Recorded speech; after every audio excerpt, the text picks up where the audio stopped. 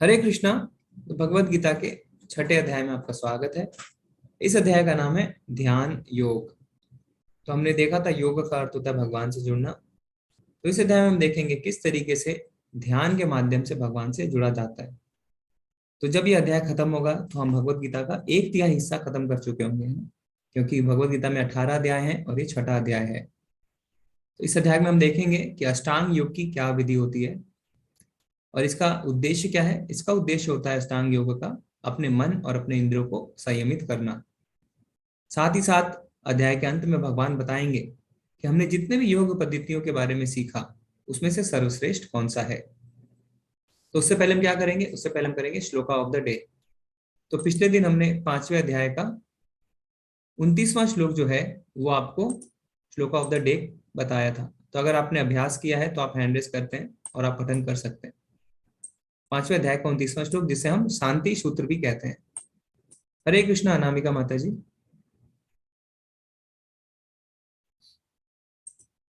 माता जी अनम्यूट करिए।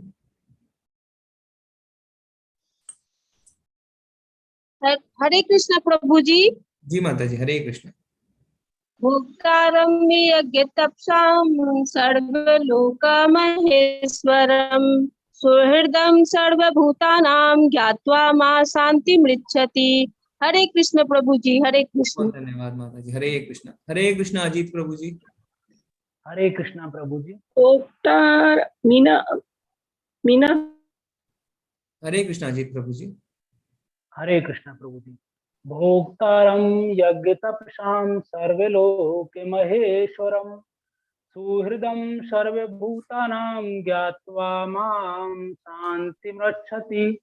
बहुत सुंदर मुझे प्रभु। समस्त यज्ञों तथा तपस्याओं का परम भोक्ता, समस्त लोकों तथा देवताओं का परमेश्वर एवं समस्त जीवों का उपकारी एवं हितैषी जानकर मेरे भावनामृत से पूर्ण पुरुष भौतिक दुखों से शांति लाभ करता है। हरे कृष्णा प्रभु। हरे कृष्ण प्रभु जी, बहुत ही सुंदर किया आपने। हरे कृष्ण मीना माता जी। हरे कृष्ण प्रभु जी। हरे कृष्ण माता जी। भोक्तारं यज्ञतपसां सर्वलोकमहेश्वरं सुहृदं सर्वभूताय ज्ञात्वा मा शान्तिमृच्छति। हरे कृष्ण। बहुत धन्यवाद माता जी, बहुत ही अच्छा किया आपने। आदित्य प्रभु जी, हरे कृष्ण। हरे कृष्ण प्रभु जी। जी प्रभु जी। भोक्तारं यज्ञतपसां सर्वलोक महेश्वरम सुहृदं सर्वभूतानां ज्ञात्वा मां शान्तिमृच्छति। हरि अर्थात बोल। मुझे समस्त यज्ञों तथा तपस्याओं का परम भोक्ता, समस्त लोकों तथा देवताओं का परमेश्वर तथा समस्त जीवों का उपकारी एवं हितैषी जानकर मेरे भावनामृत से पूर्ण पुरुष भौतिक दुखों से शांति लाभ करता है। हरे कृष्णा। हरे कृष्ण। धन्यवाद प्रभु जी। हम सिर्फ श्लोक पठन करेंगे ना, क्योंकि एक बार हमने पढ़ लिया है अनुवाद। हरे कृष्ण अंजू माता जी। हरे कृष्ण प्रभु जी, मेरी आवाज आ रही है? जी माता जी। भोक्ताराम यज्ञ तपस्याम सर्वलोक महेश्वरम सुहृद्रम सर्वभूतानां ज्ञात्वा मां शांति मृष्यति। हरे हरे कृष्ण प्रभु जी। कृष्ण माता जी, बहुत ही सुंदर। हरे कृष्ण शैविल प्रभु जी। हरे कृष्णा प्रभु जी। जी। भुक्ता यत्तपसां सर्वलोकमहेश्वरं सुहृदं सर्वभूतानां ज्ञात्वा मा शान्तिमृच्छति। हरे कृष्ण। धन्यवाद प्रभु जी। हरे कृष्ण गीता माता जी। गीता माता जी हरे कृष्ण, अनम्यूट करिए। ठीक है, नेक्स्ट ले लेते हैं। हरे कृष्ण एस सिन्हा प्रभु जी। गीता माता जी का हो गया, बोलिए माता जी। प्रभु जी, जय श्री कृष्ण। हरे कृष्ण। भोक्तार यज्ञ तपस्स सर्वलोक महेश्वरम सुहंद सर्वभूताना ज्ञात्वा मां शांति मिच्छति। जी माता जी, धन्यवाद माता जी। हरे कृष्ण। हरे हरे कृष्ण कृष्ण। एस सिन्हा प्रभु जी। माता जी। हरे कृष्ण प्रभु जी। जी माता जी। भोक्तारं यज्ञतपसां सर्वलोकमहेश्वरं सुहृदयं सर्वभूतानां ज्ञात्वा मा शान्तिमृच्छति। जी माता जी, धन्यवाद। हरे कृष्णा ऐश्वर्या माता जी।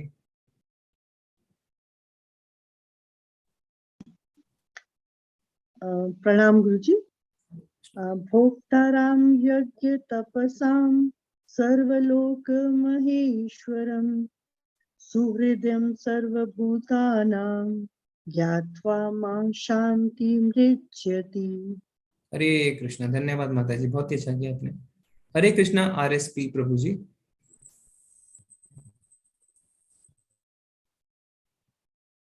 हरे कृष्णा।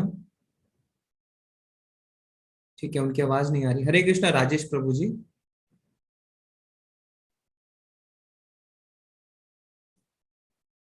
हरे कृष्णा राजेश प्रभु जी। ठीक है, हरे कृष्णा मीनाक्षी माता जी। जी माता जी। जी माता जी, पठन करिए।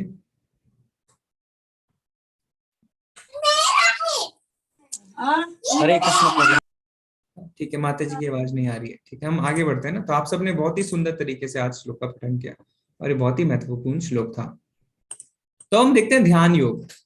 तो योग है क्या, है ना। जब तक हम भगवत गीता में योग के बारे में नहीं जानते तो योग के बारे में हमारी अलग अलग धारणाएं रहती हैं। तो जब हम लोगों से पूछते हैं कि आप योग के बारे में क्या जानते हैं, तो लोग बहुत ही भिन्न भिन्न जवाब देते हैं। क्या, कोई कहता है योग यानी वजन को कम करना, हम वजन को कम करते हैं योग करके। कोई कहता है योग करने से मेरा शरीर सुडौल रहता है, मैं सुंदर दिखता हूँ। कोई कहता है मैं फिट रह सकता हूँ, है ना। कोई कहता है मैं जवान बना रह सकता हूँ योग करने से, और कोई कहता है योग करूंगा तो मुझे सिद्धि प्राप्त होगी। तो योग है क्या, क्या ये योग है बैलेंस बनाना, इसे हम योग कह सकते हैं, या ये योग है जिसमें है ना जाने ये व्यक्ति सांस भी कैसे ले रहा है, या ये योग है अपने हाथ पैरों को मोड़ना, क्या इसे हम योग कह सकते हैं, या ये योग है ना जो मन वो करना योग के नाम पे। आप देख सकते हैं यहाँ पे मदिरा पान करते हुए लोग कुछ भी कर रहे हैं और कहते हैं कि हमने योगा किया। या ये योग है जिसमें किसी जानवर को अपने ऊपर बैलेंस करना, या फिर ये जो आजकल बहुत ही प्रचलित है ना, जिसे कहते हैं चेयर योगा। लोग अपने ऑफिस में चेयर पे बैलेंस करके कुछ करते हैं और कहते हैं हमने योगा किया। तो योगा के लिए हम देखते हैं कि कितनी सारी किताबें भी लोगों ने निकाल दी है।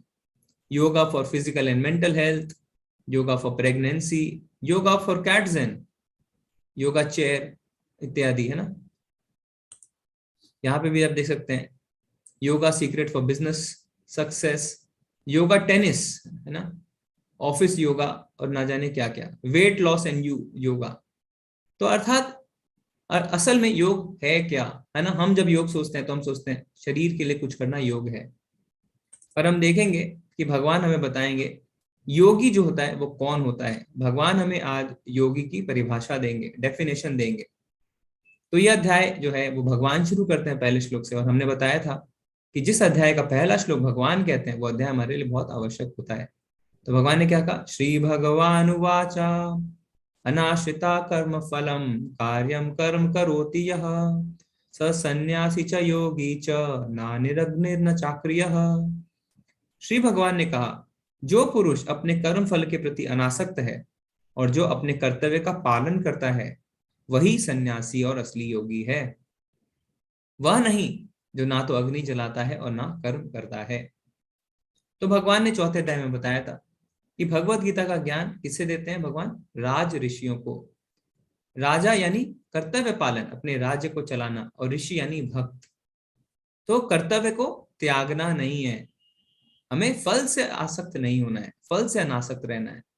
तो भगवान वही कहते हैं कि जो अपने कर्म फल के प्रति अनासक्त रहता है और अपने कर्तव्यों का पालन करता है। तो ये बहुत ही दो आवश्यक चीजें हैं, क्योंकि हम सोचते हैं कि अगर हमने फल को त्याग दिया तो हम कर्मों को त्याग देते हैं। हम सोचते हैं कि अगर इसके फल को ही हमने त्याग दिया तो हम ये कर्म क्यों करें। भगवान कहते हैं अपने कर्तव्य को करो क्योंकि उसका पालन करना जरूरी है, पर उसके फल से आसक्त ना हो। और जो ऐसा करता है वो असली योगी कहलाता है। जैसे अम्बरीश महाराज है ना, और युधिष्ठिर महाराज, उन्होंने क्या किया, उन्होंने राज्य को कर्तव्य समझ के चलाया। और जैसे ही उनको पता चला कि अब उनका समय आ गया है भक्ति के लिए, कैसे तो वो भक्ति थे, जब उन्हें पता चला युधिष्ठिर महाराज को कि भगवान श्री कृष्ण अब अपने धाम वापस जा चुके हैं, तुरंत उन्होंने अपने राज्य को त्याग दिया। तो हमें कोई भी अटैचमेंट नहीं होनी चाहिए। तो हमें क्या करना है, अपनी सारी इंद्रियों से, इंद्रियों के स्वामी यानी भगवान श्री कृष्ण की सेवा करनी है। इंद्रियों के स्वामी इसीलिए भगवान श्री कृष्ण को क्या कहते हैं, ऋषिकेश। और हम अपनी इंद्रियों को उनकी सेवा में लगाते हैं, तो उसे क्या कहते हैं, ऋषिकेन ऋषिकेश सेवनम। यानी ऋषिकेश यानी इंद्रियों के स्वामी कि हम अपने इंद्रियों से सेवा करें। तो कैसे कर सकते हैं सेवा, अपनी आंखों से हम उनके दर्शन ले सकते हैं, अपने हाथों से हम उनके लिए खाना बना सकते हैं, मंदिर की सफाई कर सकते हैं, फिर अपनी नाक से हम उन पे चढ़े हुए पुष्प को सूंघ सकते हैं, है ना, अपने जीवा से हम उनको जो भोग लगाए उसको प्रसाद को ग्रहण कर सकते हैं। तो इस तरीके से हम उनके कीर्तन और नाम संकीर्तन को, शास्त्रों को सुन सकते हैं अपने कानों से। तो हम अपने पांचों इंद्रियों को भगवान की सेवा में लगा सकते हैं। ऋषिकेन ऋषिकेश सेवनम। और जो जीव अपनी तुष्टि के लिए नहीं बल्कि भगवान की तुष्टि के लिए कार्य करता है, भगवान क्या कहते हैं, वही असली योगी कहलाता है। तो अब हमें पता चल गया योगी कौन है। तो अब हमें ये पता चल गया कि हाथ पैर मोड़ना योग नहीं कहलाता है। योगी वो होता है जो अपने कर्म के फलों से अनासक्त रहता है और अपने कर्तव्यों का पालन करता है। तो अब अष्टांग योग हम देखेंगे। अष्टांग योग क्या होता है। तो ध्यान योग जो है वो प्रोसेस है और अष्टांग योग उसकी विधि है, यानी कैसे अष्टांग योग के माध्यम से हम ध्यान योग कर सकते हैं। अष्टांग अंग क्यों बोलते हैं, क्योंकि इसमें 8 अंग होते हैं। तो ये 8 अंग क्या है, यम, नियम, आसन, प्राणायाम, प्रत्याहार, धारणा और समाधि। तो ज्यादातर जब आप लोगों से पूछेंगे कि ध्यान कैसे करना है तो क्या बताएंगे, वो आपको ज्यादा से ज्यादा पहला 4 बता पाएंगे कि हमें यम यानी हमें क्या नहीं करना, नियम यानी हमें क्या करना है, आसन यानी कैसे बैठना है, प्राणायाम यानी कैसे सांस को कंट्रोल करना है इत्यादि। तो बस वो प्राणायाम तक आके रुक जाएंगे और उनको आगे की विधि नहीं पता है। पर अष्टांग योग में 8 चरण होते हैं।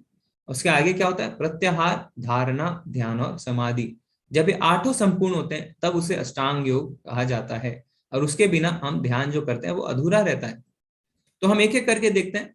यम यानी क्या नहीं करना, है ना, एक्सटर्नल डिसिप्लिन।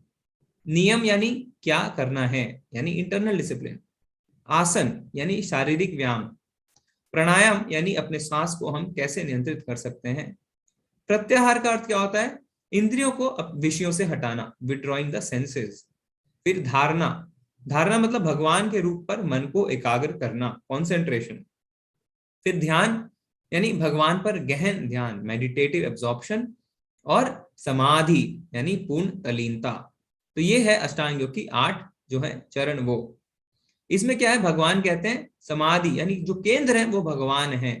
पर आजकल हम क्या देखते हैं, आजकल हम देखते हैं कि भगवान को छोड़ के बाकी सारी चीजें केंद्र में हैं। वो कहते हैं बिंदु पे ध्यान लगाइए, ज्योति पे ध्यान लगाइए, है ना, न जाने किस चीज पे, शून्य पे ध्यान लगाइए, पर भगवान को हटा देते हैं। पर हम आगे देखेंगे कि भगवान कहते हैं अष्टांग योग के केंद्र में मैं ही हूं। तो लोग इस विधि को शुरू कर सकते हैं, पर इसके अंत तक पहुंचना, धारणा, ध्यान, समाधि तक पहुंचना बहुत ज्यादा कठिन है। ठीक है, तो क्या आप इस योग प्रणाली को आजमाने के लिए तैयार हैं? क्या ये व्यवहारिक है आज के कलयुग में? क्या आप इसे व्यवहारिक मानते हैं? क्योंकि हम खुद देखेंगे कि 6ठे अध्याय के 13वें और 14वें श्लोक में बताया गया है कि यह विधि पूर्ण ब्रह्मचारी के लिए है। तो अगर ये ब्रह्मचारी के लिए है तो शादीशुदा मनुष्य क्या करेगा, गृहस्थ व्यक्ति क्या करेगा, माताएं क्या करेंगी, जिनके छोटे छोटे बच्चे होते हैं वो क्या करेंगे? तो क्या अगर ध्यान से ही भगवान को प्राप्त किया जा सकता है तो गृहस्थ के लिए और माताओं के लिए और बच्चों के लिए भगवान को प्राप्त करना मुश्किल है? क्या वो ऐसा नहीं कर सकते? तो हम देखेंगे आगे अर्जुन जो है जब इनके बारे में सुनते हैं तो क्या जवाब देते हैं।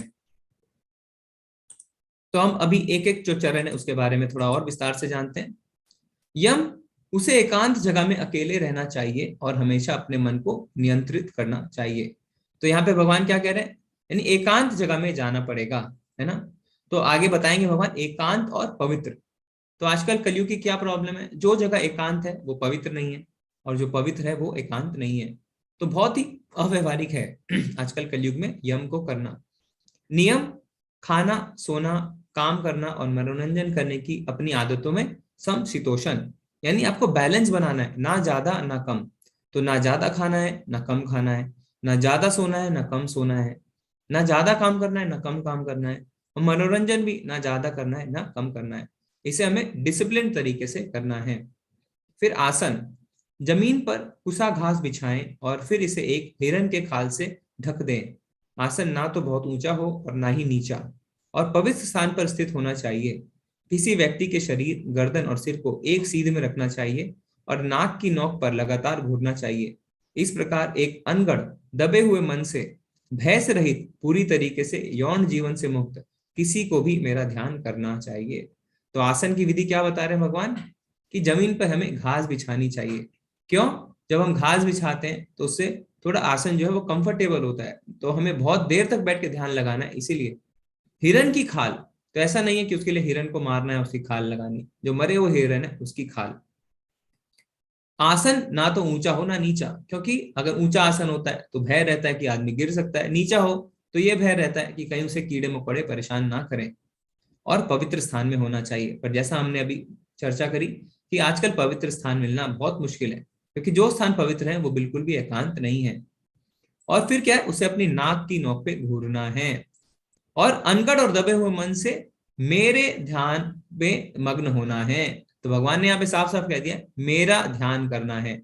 पर आजकल हम क्या देखते हैं, आजकल कोई भी अगर हमें ध्यान बताता है तो कभी भी ये नहीं कहता है कि भगवान श्री कृष्ण का ध्यान करो। वो आपको एक अंधेरे कमरे में बिठा देंगे और कहेंगे इस ज्योति पे ध्यान लगाओ, इस बल्ब पे ध्यान लगाओ, इस दिए पे ध्यान लगाओ, शून्य पे ध्यान लगाओ, न जाने क्या क्या। पर भगवान कहते हैं नहीं, मुझ पे ध्यान लगाना है।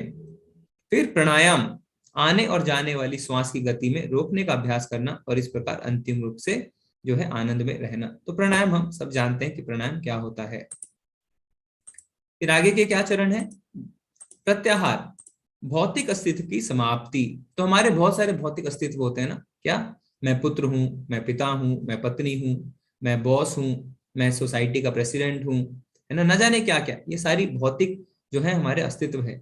इस भौतिक अस्तित्व को खत्म कर देना है ना। जैसे अर्जुन क्या है, अर्जुन राजा है, क्षत्रिय है, तो इसको खत्म कर देना है। तो हम सोचते हैं ना ये व्यवहारिक है, क्या हम सच में अपने भौतिक अस्तित्व को खत्म कर सकते हैं? फिर धारणा, उसकी मानसिक गतिविधियों को अनुशासित करता है और पारलौकिक स्थित हो जाती है। सभी भौतिक इच्छाओं से रहित उसे योग प्राप्त करने के लिए कहा जाता है। तो जो धारणा है वो असल में ध्यान की प्रारंभिक अवस्था है। फिर ध्यान, जैसे पवन रहित स्थान पर दीपक टिकता है, उसी तरह पारलौकिक व्यक्ति जिसका मन नियंत्रित रहता है वह अपने ध्यान में हमेशा स्थित रहता है।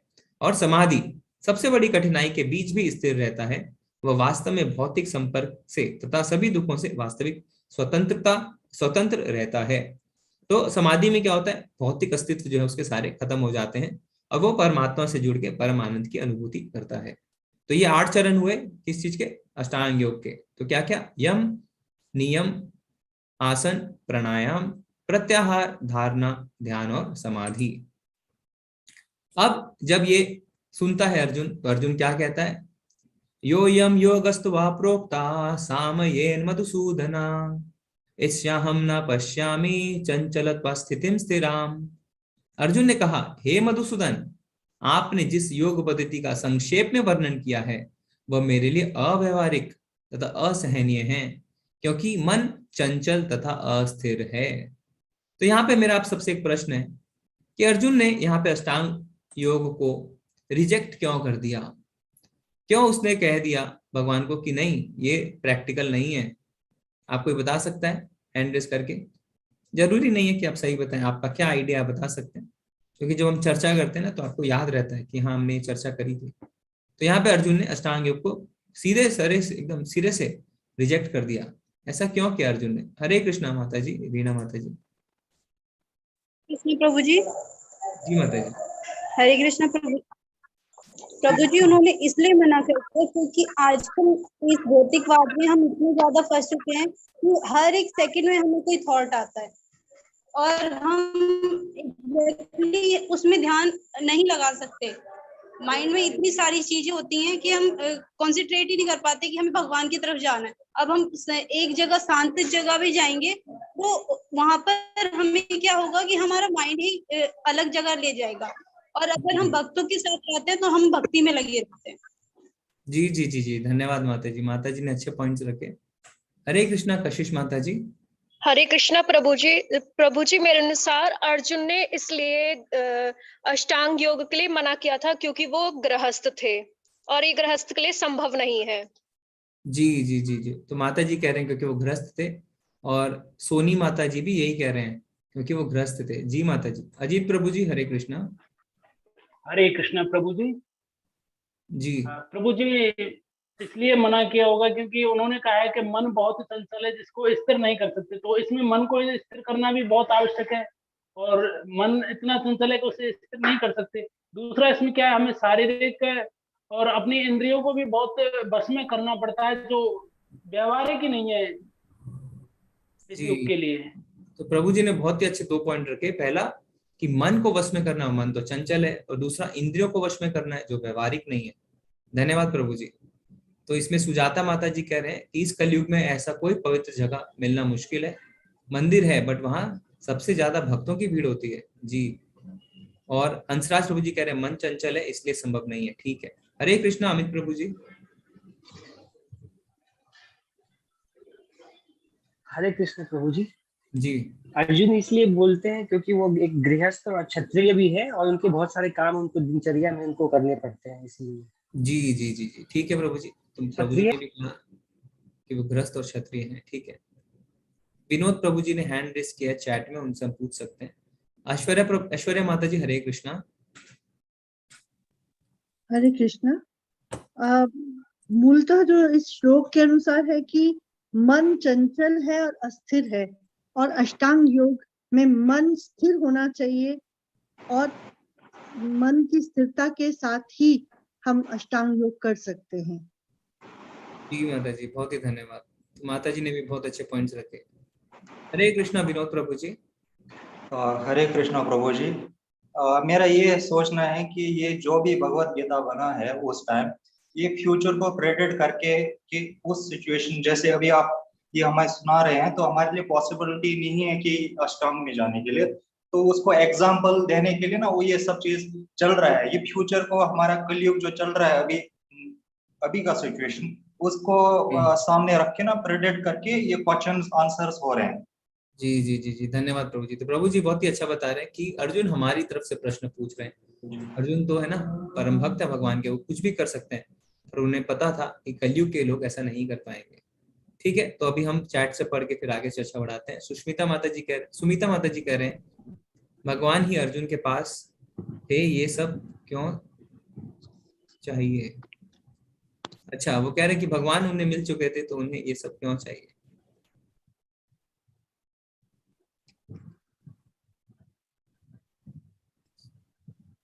सरिता माता जी कह रहे हैं कि अभी कोई भी जो जगह है वो शांत और पवित्र नहीं है।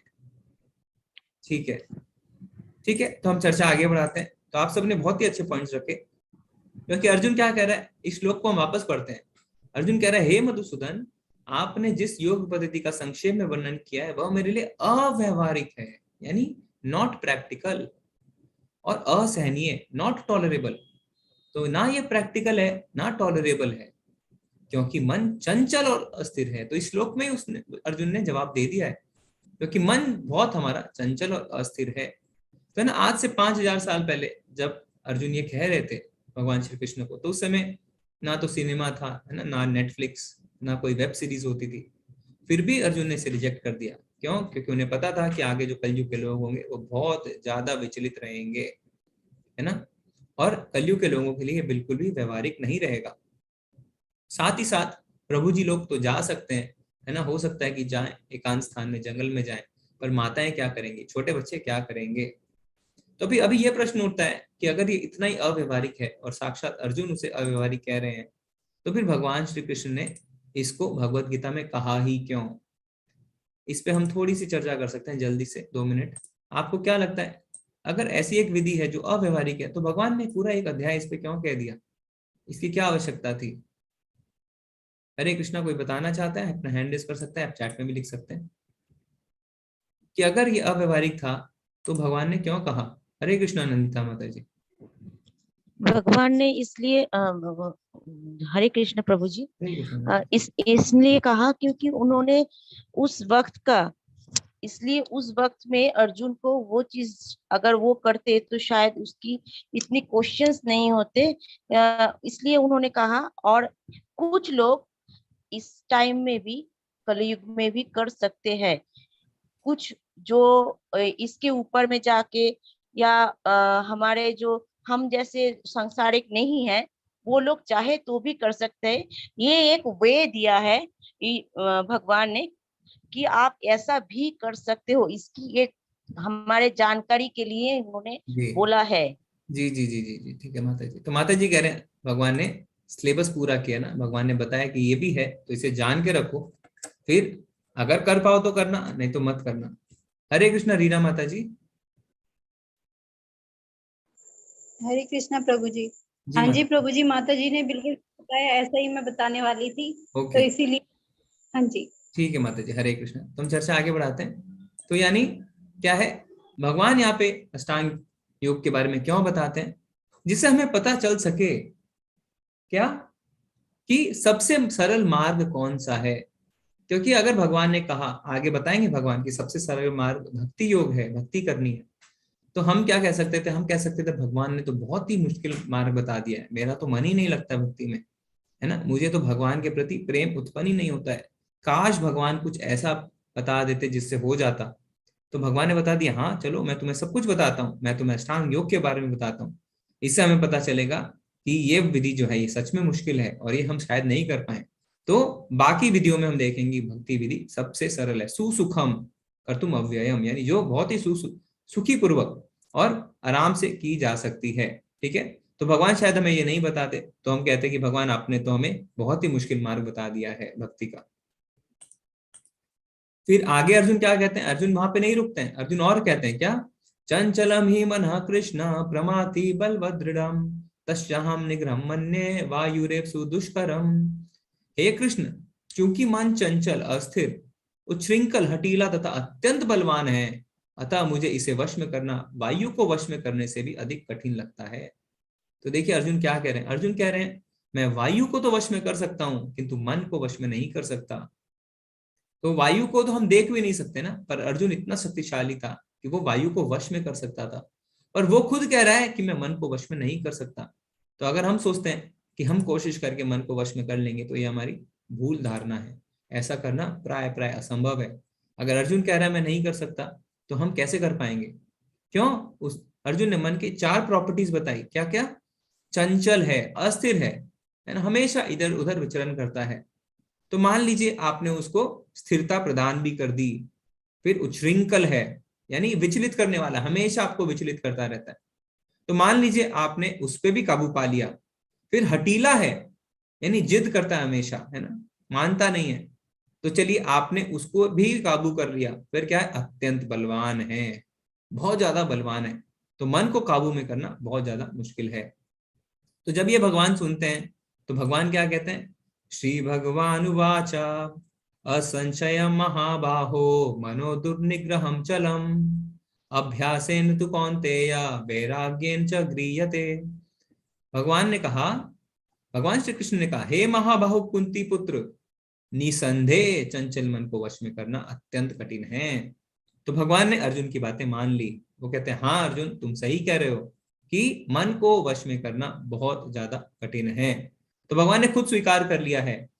पर जो भगवत गीता में आप देखेंगे, अगर किसी भी श्लोक में 2 पंक्तियां होती हैं, तो पहली पंक्ति जो होती है वो प्रॉब्लम है, तो दूसरी पंक्ति उसका सॉल्यूशन है। तो भगवान क्या कहते हैं? अभ्यासेन तु कौन्तेय वैराग्येन च गृह्यते, यानी किंतु उपयुक्त अभ्यास द्वारा तथा विरक्ति द्वारा ऐसा संभव है। तो हाँ अर्जुन, मैं मानता हूं कि मन को वश में करना मुश्किल है, पर अभ्यास से और विरक्ति से संभव है। अभ्यास यानी प्रैक्टिस। तो हम जो कहते हैं ना, प्रैक्टिस करिए, अभ्यास करिए। हमें तुरंत जो है रस नहीं मिलता तो हम सब कुछ छोड़ना चाहते हैं, पर भगवान ने खुद कहा है कि प्रैक्टिस करो। तो भगवान जानते हैं हमारे नेचर को ना, जीव आत्मा का स्वभाव को भगवान जानते हैं। तो भगवान कहते हैं हमें अभ्यास करना चाहिए। तो अभ्यास में बहुत ज्यादा शक्ति है। हम जब प्रैक्टिस करते हैं कोई भी चीज की, धीरे धीरे धीरे धीरे, तो वो हमारा स्वभाव बनता है। तो अभ्यास से हमें दूर नहीं भागना है। कोई भी चीज का कोई शॉर्टकट नहीं है ना। हमने तुरंत माला शुरू करी, हमने तुरंत 15 माला करी, अरे 1 महीना किया, हमें आराम नहीं मिल रहा है, हमें तो मन हमारा फिर भी विचलित नहीं। अभ्यास तु कौन्तेय, भगवान कहते हैं अभ्यास करो। तो टाइम लगता है अभ्यास में ना। अभ्यास का मतलब ये होता है समय। अभ्यास, बिना समय के अभ्यास का तो कोई अर्थ नहीं है ना। हमें यानी समय लगेगा, अभ्यास करना है। और विरक्ति मतलब हमें अटैचमेंट नहीं रखनी है ज्यादा चीजों से। तो इसीलिए इसका जवाब भगवान ने हमें दूसरे अध्याय में भी दिया था, 59वें श्लोक में, क्या कि हमें जब उच्च स्वाद का आस्वादन होता है तो हम निम्न स्वाद को भूल जाते हैं। तो इस तरीके से हम आसक्ति को उत्पन्न कर सकते हैं, अनासक्ति को। तो चीजों से हम कैसे अपनी आसक्ति को, अटैचमेंट को हटा सकते हैं? उच्च स्वाद का आस्वादन करके। उच्च स्वाद हमें कैसे मिलता है? भगवान की भक्ति करके। ठीक है, तो हम अपना अभ्यास कैसे शुरू कर सकते हैं? श्रवणम कीर्तनम विष्णु स्मरणम, यानी भगवान के बारे में सुनना, भगवान का कीर्तन करना और उन्हें याद करना।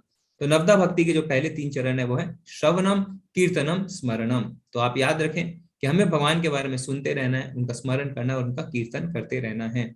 हम ऐसा करेंगे तो क्या होगा? मन की जितनी भी दुश्चिंताएं है ना, वो सब अपने आप समाप्त हो जाएंगी धीरे धीरे। और विरक्ति कैसे उत्पन्न कर सकते हैं? भौतिक चीजों में हमें ज्यादा रुचि नहीं लेनी है, पदार्थ जो है उनसे विरक्ति करनी है। ठीक है, तो अब मेरा आपसे एक प्रश्न है, मन हमारा दोस्त है या दुश्मन? आप चैट में यस या नो करके, यस नो नहीं, आप दोस्त या दुश्मन लिख के बता सकते हैं। फ्रेंड और एनिमी, मन दोस्त है या दुश्मन है? आप चैट में लिख के बता सकते हैं। क्या लगता है आपको कि जो हमारा मन है वो हमारा दोस्त है या दुश्मन है? मीनाक्षी माता जी कह रहे हैं दोस्त, सोनी माता जी कह रहे हैं दुश्मन, कशिश माता जी दुश्मन, राकेश प्रभु जी दोस्त, अजीत प्रभु जी कह रहे हैं दोनों है, एयू प्रभु जी कह रहे हैं दुश्मन है, गौतम प्रभु जी, विवेक प्रभु जी कह रहे हैं दोनों, गौतम प्रभु जी कह रहे हैं दुश्मन, सुजाता माता जी कह रहे हैं दोस्त, दिव्यांशु प्रभु जी कह रहे हैं दोनों, जय श्री कृष्ण प्रभु जी कह रहे हैं depends on us, if we control it then friend. तो अगर हम उस पर नियंत्रण करेंगे तो हमारा दोस्त है। ठीक है, मीना माता जी कह रहे हैं दोस्त, नरसिंह प्रभु जी कह रहे हैं दोनों है, आदित्य प्रभु जी कह रहे हैं दोनों है, अंजू माता जी कह रहे हैं दुश्मन है, एस सिन्हा माता जी कह रहे हैं वश में रहे तो दोस्त वरना दुश्मन, कशिश माता जी कह रहे हैं दोनों, मोटवानी प्रभु जी कह रहे हैं दोनों, और फिर ज्वाला माता जी कह रहे हैं दुश्मन, ऐश्वर्या माता जी कह रहे हैं दोनों। ठीक है, तो आप सब है ना मिक्स्ड ओपिनियंस हैं, तो कोई कह रहा है दोनों, कोई कह रहा है दुश्मन, कोई कह रहा है दोस्त, और कोई कोई ये भी कह रहा है कि अगर हमने वश में कर लिया तो दोस्त नहीं तो दुश्मन। तो इसका क्या जवाब है हम देखेंगे। मन आग की तरह है, जब नियंत्रित किया जाता है तो चमत्कार हो जाता है, नियंत्रण से बाहर तबाही हो सकती है। ये बहुत ही सुंदर उदाहरण है ना। तो अगर हम अपने मन को नियंत्रित कर लेते हैं तो चमत्कार हो सकता है, मैजिक हो सकता है। अगर नियंत्रण नहीं करेंगे तो तबाही हो सकती है। तो यानी मन दोनों है, दोस्त भी दुश्मन भी। तो अगर मन नियंत्रित है, कंट्रोल्ड है तो दोस्त है, अगर मन नियंत्रण से बाहर है तो दुश्मन है। तो जैसा भी उदाहरण में देखिए, जैसे आग है ना, आग जब नियंत्रण में नहीं है तो पूरे वन में, पूरे शहर में आग लगी हुई है और उसे कोई नहीं बुझा सकता। पर अगर मन नियंत्रण में यानी आग नियंत्रण में है तो क्या है, तो सूर्य की आग जो है, जो हमारे तक तपस आती है, वो नियंत्रित रूप में आती है। तो हमें कितना अच्छा लगता है ना सर्दी में जब हमारे पे सूर्य की किरणें पड़ती हैं, और सूर्य के बिना तो जीवन भी मुश्किल है। इसी तरीके से रॉकेट में जो आग रहती है, अग्नि रहती है, उसको हम नियंत्रित मात्रा में रखते हैं तो अपने कंट्रोल करके हम उसे दूसरे ग्रहों तक पहुंचा सकते हैं। एरोप्लेन में भी ईंधन से जो आग रहती है ना, उसको हम नियंत्रित मात्रा में रखते हैं तो एक शहर से दूसरे शहर जा सकते हैं। पर इसी तरीके से अगर आग नियंत्रण से बाहर होती है तो तबाही मचा सकती है। तो मन हमारा बिल्कुल ऐसा ही है, अगर नियंत्रण में है तो आपको सहायता करता है, पर अगर नियंत्रण से बाहर है तो तबाही मचा सकता है। बंधुरात्मात्मनास्तस्य येन आत्मेवात्मनः जिता, अनात्मनस्तु शत्रुत्वे वर्तितात्मेव शत्रुवता। जिसने मन को जीत लिया है उसके लिए मन सर्वश्रेष्ठ मित्र है, किंतु जो ऐसा नहीं कर पाया उसके लिए मन सबसे बड़ा शत्रु बना रहता है। तो जैसे एक जिद्दी घोड़ा होता है ना, तो जिद्दी घोड़ा होता है वो किसी की बात नहीं सुनता, जो भी उसके नजदीक जाता है वो उसे मारने की कोशिश करता है, पर धीरे धीरे है ना उसे समझाया जाता है और फिर वो उसी व्यक्ति का गुलाम बन जाता है, उसके नियंत्रण में आता है। तो पहले वो व्यक्ति को नियंत्रित कर रहा था, पर अब व्यक्ति उसे नियंत्रित करता है। तो हमारा मन ऐसा ही है, हमें धीरे धीरे अभ्यास करके अपने मन को नियंत्रण में लाना चाहिए। जैसे उदाहरण, हम सवेरे उठते हैं तो क्या होता है, हम सोचते हैं कि चलो सवेरे उठ के हम व्यायाम करेंगे, एक्सरसाइज करेंगे। तो आप अलार्म लगाते हैं कि मैं 5 बजे उठूंगा, पर फिर क्या होता है, अलार्म बजता है, आप उसे स्नूज कर देते हैं 10 मिनट के लिए, है ना। फिर आप उसे 5-6 बार स्नूज करते रहते हैं जब तक 6-6:30 नहीं बज जाए। फिर आप सोचते हैं कि ठीक है मैं और थोड़ी देर में उठूंगा। ऐसे करते करते आप 8 बजे उठते हैं, ये सोच के कि चलो आज का दिन तो निकल गया, मैं कल से व्यायाम शुरू करूंगा। तो इससे क्या होता है, इस पे आपके मन ने आप पे काबू पा लिया है, आपका मन आपका दुश्मन बना हुआ है। पर अगर आप अलार्म बजते तुरंत उठते हैं, तुरंत आप एक्सरसाइज करने जाते हैं, या आप तुरंत भगवान का कीर्तन करते हैं, मालाएं करते हैं, तो आपने मन पे काबू पा लिया है ना। जैसे आज सैटरडे है, सैटरडे रात में 9 बजे हो सकता है किसी का मन हुआ चलो बाहर खाना खाते हैं, भगवत गीता की क्लास, तो कोई बात नहीं, एक दिन छूटे तो छूटे, हम यूट्यूब पे रिकॉर्डिंग देख लेंगे। फिर क्या होता है, जब वो खाना खा के वापस आते हैं तो सोचते हैं चलो यूट्यूब पे रिकॉर्डिंग, अभी तो बहुत देरी हो गई है, मैं कल सुबह देख लूंगा। फिर वो अगले दिन संडे को सोचते हैं आज तो संडे है, मैं थोड़ा आराम कर लेता हूँ। इस तरीके से वो रिकॉर्डिंग भी नहीं देख पाते हैं। तो यहाँ पे आपके मन ने आप पे काबू पा लिया है, मन आपका दुश्मन हो गया है। ठीक है, तो अर्जुन क्या कहते हैं यहाँ पे, ये बहुत ही इंपॉर्टेंट प्रश्न है। तो हमने अभी तक देख लिया कि मन को हमें किस तरीके से नियंत्रण में रखना चाहिए। अब अर्जुन यहाँ पे बहुत अच्छे प्रश्न पूछेंगे जो हमारे भी प्रश्न हो सकते हैं। अर्जुन ने कहा, हे कृष्ण, उस असफल योगी की गति क्या है जो प्रारंभ में श्रद्धा पूर्वक आत्म साक्षात्कार की विधि ग्रहण करता है, किंतु बाद में भौतिकता के कारण उससे विचलित हो जाता है और योग सिद्धि को प्राप्त नहीं कर पाता। तो बहुत ही इंपॉर्टेंट क्वेश्चन अर्जुन ने पूछा कि ऐसे योगी का क्या होता है, ऐसे भक्त का क्या होता है जो शुरू में तो भक्ति भाव में लगता है, आत्म साक्षात्कार में लगता है, पर बाद में उसका पतन हो जाता है ना। हो सकता है वो भौतिकता के कारण अपनी भक्ति को आगे ना रख पाए जा रही, तो उसका क्या होगा। क्योंकि कई बार क्या होता है, आप भक्ति मार्ग में आगे बढ़ते हैं, पर हो सकता है कि आपकी एसोसिएशन ठीक नहीं है, आपका जो संग है वो खराब है, और आप जो है विचलित हो जाते हैं और भक्ति के मार्ग से आपका पतन हो जाता है। तो आप क्या सोचेंगे, अरे मैं तो बीच में फंस गया, ना मैं माया को एंजॉय कर पाया, ना मैं भक्ति ही कर पाया। खैर, माया को आप कभी भी एंजॉय नहीं कर सकते क्योंकि माया आपको हमेशा दुख देती है, पर आप भक्ति भी नहीं कर पाए। जैसे हम देखते हैं ना, विश्वामित्र जो थे वो मेनका की घुंघरू की आवाज से ही विचलित हो गए थे। तो भगवान क्या कहते हैं, उनका क्या होता है, असफल योगी पवित्र आत्माओं के लोकों में अनेक वर्षों तक योग करने के बाद या तो सदाचारी पुरुषों के परिवार में या धनवानों के कुल में जन्म लेता है। तो यहाँ पे भगवान बता रहे हैं कि जो योगी अपनी भक्ति पूरी नहीं कर पाते वो दो तरीके के होते हैं। पहला, जिन्होंने कुछ काल तक भक्ति करी और उनका पतन हुआ, और दूसरा, जिन्होंने दीर्घ काल तक भक्ति करी फिर उनका पतन हुआ। तो जिनका कुछ काल के बाद ही पतन हो गया वो क्या करते हैं, वो अनेक वर्षों तक स्वर्ग जाते हैं, वहां पे भोग करते हैं, फिर उसके बाद सदाचारी पुरुषों के परिवार में जन्म लेते हैं। तो इससे उनको क्या लाभ होता है, अगर वो धनवानों के घर में जन्म लेंगे और सदाचारी के घर में जन्म लेंगे तो उन्हें अपने जो है रोजगार के लिए ना, अपने जीविकोपार्जन के लिए इतनी ज्यादा मेहनत नहीं करनी पड़ेगी और वो अपना समय भक्ति में लगा सकते हैं, तो वो पुनः अपनी भक्ति की शुरुआत कर सकते हैं। फिर अगले श्लोक में भगवान बताते हैं उनके बारे में जो दीर्घ काल तक प्रगति करने के बाद गिर गए, अथवा यदि दीर्घ काल तक योग करने के बाद असफल रहे तो वो ऐसे योगियों के कुल में जन्म लेता है जो अति बुद्धिमान है। निश्चय ही इस संसार में ऐसा जन्म दुर्लभ है। तो वो जो है वो उनके घरों में जन्म लेता है जो बहुत बुद्धिमान है, जो वैष्णव है ना, और बचपन से ही वो भक्ति में लगता है, और ऐसा व्यक्ति आगे जाके गुरु बनता है या गोस्वामी बनता है। तो यानी इसका अर्थ ये हुआ कि भक्ति में जो भी व्यक्ति गिरता है या जिसका पतन होता है या जिसने अपनी भक्ति को पूरा नहीं कर पाया, तो ऐसा नहीं है कि आपको शून्य से शुरू करना पड़ेगा। जैसे मान लीजिए आपने पीएचडी कर ली और पीएचडी करने के बाद किसी व्यक्ति की मृत्यु हो गई, तो क्या अगले जन्म में वो नौकरी से शुरू कर सकता है? नहीं, उसे पीएचडी दोबारा करनी पड़ेगी। पर भक्ति में क्या होता है, भक्ति में अगर आपने कहीं तक कंप्लीट किया, अगले जन्म में आप उसके आगे प्रगति कर सकते हैं, तो आपको शून्य से शुरू नहीं करना है। तो भक्ति की ये बहुत ज्यादा जो है विशेषता है। जैसे आपको डॉक्टर बनना है ना, तो अगर आपको 15 पेपर देने हैं तो 15 ही देने हैं। अगर आपने 14 पेपर दिए तो आप डॉक्टर नहीं बन सकते। पर भक्ति में अगर आपने अल्प प्रगति भी करी है तो वो आपके खाते में जुड़ता रहता है, और अगर आपकी मृत्यु भी हो जाती है या आपका पतन भी हो जाता है तो अगली बार जब आप भक्ति शुरू करेंगे तो जहां आपने छोड़ी थी आप वहीं से शुरू करेंगे। तो इसीलिए भक्ति को करने में हमारा कोई भी नुकसान नहीं है। हम जितनी भी प्रगति करते हैं वो हमारे खाते में जुड़ता जाता है। ठीक है, तो हम देखते हैं ना, नारद मुनि हर समय नारायण नारायण जपते रहते हैं, हर समय उनके मुंह पे भगवान का ही नाम रहता है। तो जितने भी योग पद्धति हमने देखे अभी तक है ना, कर्म योग जो हमने देखा 3रे अध्याय में, ज्ञान योग 4थे अध्याय में, फिर 5वें अध्याय में हमने देखा कृष्ण भावना भावित कर्म, और अभी 6ठे अध्याय में हम देख रहे हैं अष्टांग योग। ये सारे जो हैं ये भक्ति योग की ओर ही जाते हैं। ठीक है, तो ये एक सीढ़ी की तरह है जिसे हम योगा लैडर कहते हैं। जैसे आप शुरुआत कैसे करते हैं, इंद्रियों से सेवा करके, जिसे हम कहते हैं कर्म योग। आप अपनी इंद्रियों को भगवान की सेवा में लगाते हैं। फिर धीरे धीरे क्या होता है, जब आप ऐसा करते हैं तो आप ज्ञानियों के संपर्क में आते हैं और आप ज्ञान अर्जन करते हैं, तो बुद्धि से आप भगवान की सेवा करते हैं। फिर क्या होता है, आप ध्यान लगाते हैं और मन से आप भगवान की सेवा करते हैं। पर जो भक्ति योग होता है, जो भगवान की भक्ति करता है, वो क्या करता है, वो अपना मन बुद्धि सब कुछ भगवान में लगाता है, यानी अपनी इंद्रियां, अपने मन को, अपनी बुद्धि को, अपनी आत्मा को भी वो भगवान पे सब कुछ न्यौछावर कर देता है। ठीक है, तो जितने भी बाकी योग पद्धति हैं वो सारे भक्ति योग की ओर ही अग्रसर होते हैं। तो अंत में हमें भक्ति तो करनी ही पड़ेगी, क्योंकि बिना भक्ति के हम भगवान को प्राप्त नहीं कर सकते। कोई सिर्फ सोचे मैं कर्मयोग से प्राप्त कर लूं तो ये संभव नहीं है। तो अंत में आपको भक्ति योग तक तो आना ही पड़ेगा। ठीक है, तो अब सारे योग हमने देखे। अब भगवान का क्या निर्णय है, भगवान क्या बताते हैं कि इन सारों में कौन सा योग सर्वश्रेष्ठ है।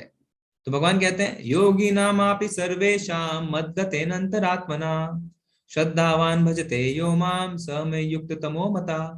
तो इस श्लोक को आप नोट कर लीजिए, 6.47 छठे अध्याय का 47वां श्लोक। ये आपका श्लोक ऑफ द डे भी है। आप इसको कल पठन अभ्यास करके आ सकते हैं, जिसका हम पठन भी कर सकते हैं, क्योंकि यह इस श्लोक में भगवान ने अपना निर्णय दिया है कि कौन सा योगी जो है मुझे सबसे ज्यादा प्रिय है। और समस्त योगियों में से जो योगी अत्यंत श्रद्धा पूर्वक मेरे परायण है, अपने अंतःकरण में मेरे विषय में सोचता है और मेरी दिव्य प्रेमा भक्ति करता है, वह योग में मुझसे परम अंतरंग रूप में युक्त रहता है और सबों में सर्वोच्च है, यही मेरा मत है। तो भगवान क्या कह रहे हैं, उनका मत क्या है कि जो हमेशा श्रद्धा पूर्वक भगवान के परायण है, हमेशा अपने मन में भगवान के बारे में सिर्फ सोचता रहता है और दिव्य प्रेमा भक्ति करता है, यानी भक्ति योग जो है वो सर्वश्रेष्ठ है। भगवान कहते हैं जो भक्त है वो मुझे प्रिय है और वो सब में श्रेष्ठ है। जितने भी योगी हैं उसमें कौन श्रेष्ठ है, भक्त। और यही भगवान का मत है। तो भगवान ने अपना फाइनल डिसीजन दे दिया है। तो अब हमें सोचना है कि अगर भगवान ने अपना मत दिया है तो हम भगवान के मत के हिसाब से जाएं या उनके मत के हिसाब से नहीं जाएं। तो हमें अगर भगवान के मत के हिसाब से जाना है तो भगवान कहते हैं भक्ति करो। ठीक है, तो हम अभी क्या देखा, हमने देखा कि पहले से छठा अध्याय जो है वो कर्म योग प्रधान है, और ये अध्याय जो है वो कर्म योग प्रधान जो हमारी यूनिट है उसका आखिरी अध्याय है। फिर कल से हम देखेंगे 7वें से 12वां अध्याय जो है भक्ति योग प्रधान, और उसके बाद 13वें से 18 जो है ज्ञान योग प्रधान। ठीक है, तो हमने क्या देखा था कि 3 युग जो हम कलयुग से पहले बीत चुके हैं उसमें कैसे लोग यज्ञ करते थे। सतयुग में भगवान विष्णु का ध्यान किया जाता था। तो हमने देखा है कि वहां पे लोग ध्यान करते थे अष्टांग योग की पद्धति से, क्योंकि लोगों की उम्र बहुत ज्यादा थी ना, 1 लाख साल लोग जीते थे, तो हजारों साल तक ध्यान करते थे और उनका मन वो जो है ध्यान लगा पाते थे, क्योंकि इतना विचलित नहीं होते थे ना, इतना डिस्ट्रैक्शन नहीं था लोगों के पास। फिर जब सतयुग खत्म हुआ तो अब ध्यान करना संभव नहीं रहा। सोचिए आप त्रेता में भी ध्यान नहीं कर सकते थे, हम सोचते हैं हम कलयुग में ध्यान कर सकते हैं, ऐसा संभव है क्या।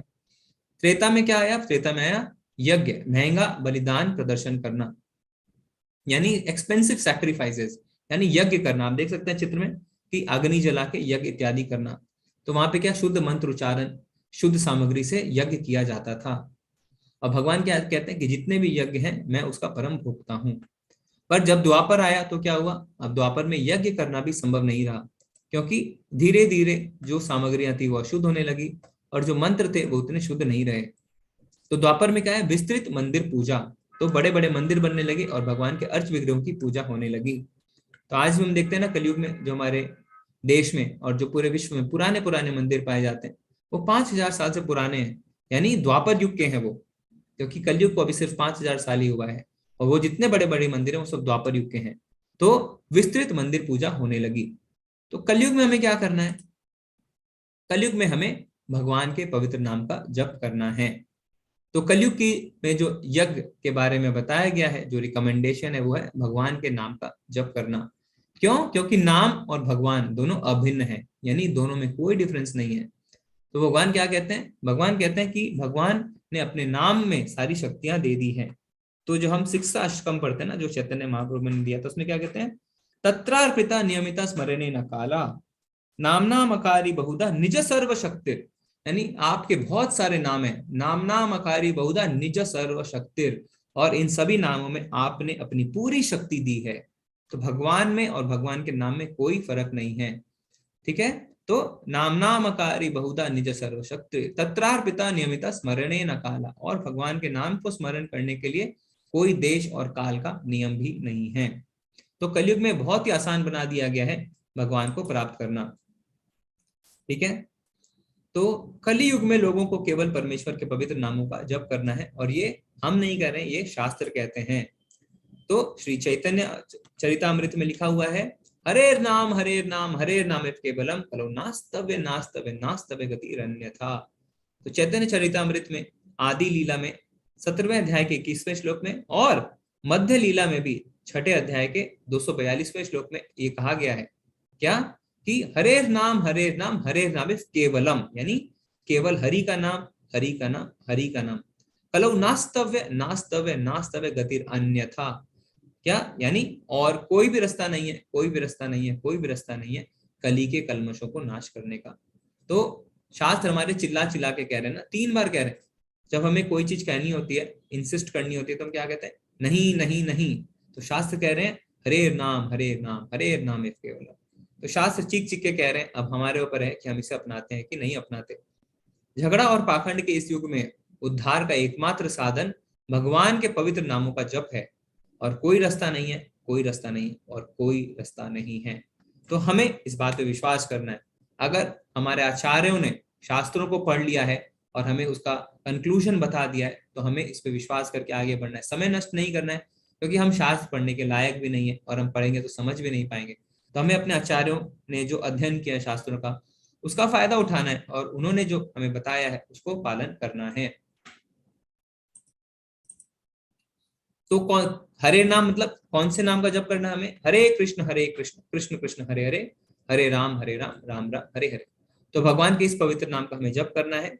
और हमने पहले भी बताया कि ब्रह्मा जी कहते हैं कलिशंतरन उपनिषद में, इति षोडशक नाम कली कलमश नाशनम, यानी ये 16 शब्दों का जो महामंत्र है ये कली के कलमशों को नाश करता है। ठीक है, तो ब्रह्मा जी ये कह रहे हैं, ब्रह्मा जी तो वेदों के ज्ञाता है, अगर वो कह रहे हैं तो उसमें वो सच ही कह रहे हैं, है ना। और इसी को हम जब संकीर्तन करके करते हैं तो क्या होता है? हरे कृष्ण को हरे कृष्णा कृष्ण कृष्ण हरे हरे, हरे राम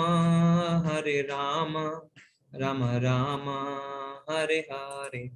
ठीक है, तो आपको समझ में आई ये बातें? कोई हैंड रेस करके बताना चाहेगा कि किस तरीके से इस मंत्र को हम जप की तरह और किस तरीके से इस मंत्र को हम संकीर्तन की तरह कर सकते हैं? एक ही मंत्र को हैंड रेस करके कोई बताना चाहता है? हरे कृष्णा निंदिता माता जी। हरे कृष्णा। जी माता जी। हरे कृष्ण प्रभु जी, सुनाई दे रहा है? जी माता जी। हरे कृष्ण कृष्ण कृष्ण हरे हरे, हरे राम राम राम हरे हरे, हरे कृष्ण कृष्ण कृष्ण हरे हरे, हरे राम राम राम हरे हरे। जी जी माता जी, धन्यवाद। हरे कृष्णा, धन्यवाद माता जी। हरे कृष्णा। हरे कृष्णा। हम 1-2 हैंड्स और लेंगे। शिवानी माता जी, हरे कृष्णा। माता जी अनम्यूट करिए। हरे कृष्णा गुरुजी। जी माता जी। मेरी आवाज आ रही है गुरुजी? यहाँ पे लाइट चली गई है तो मेरा वाईफाई नहीं काम कर रहा है, इसलिए मैं इन आउट हो रही हूँ बार बार। कोई बात नहीं माता जी, आपकी आवाज आ रही है, बोलिए। हाँ जी, इसको अगर हमें सुर में गाना है तो इस प्रकार से गाएंगे। आवाज आ रही है? जी जी। हरे कृष्ण कृष्ण कृष्ण हरे हरे, हरे राम राम राम हरे हरे, हरे कृष्ण कृष्ण हरे हरे, हरे राम राम राम हरे हरे। जी माता जी, तो ये हुआ संकीर्तन। और जब हरे कृष्ण कृष्ण कृष्ण हरे हरे, हरे राम राम राम हरे हरे, हरे कृष्ण कृष्ण कृष्ण हरे हरे, हरे राम राम राम हरे हरे। जय श्री हरे कृष्ण। तो माता जी ने, दोनों माताओं ने बहुत ही सुंदर से बताया। ठीक है, तो सेम मंत्र को हम जो है संकीर्तन की तरह और जप की तरह बोल सकते हैं। ठीक है, तो ये सब हमने आपको शास्त्र संदर्भ बताया, शास्त्रों से लेके बताया। अब श्रीमद् भागवतम में जो है सुखदेव गोस्वामी जब महाराज परीक्षित को बताते हैं, क्या मेरे प्यारे राजा, तो ये कौन बोल रहा है? सुखदेव गोस्वामी बोल रहे हैं। किसको बोल रहे हैं? महाराज परीक्षित को। मेरे प्यारे राजा, हालांकि कलयुग दोषों से भरा है, फिर भी इस युग के बारे में एक अच्छी गुणवत्ता है। अब देखिए, सुखदेव गोस्वामी कलयुग के बारे में कुछ अच्छा बता रहे हैं। क्या?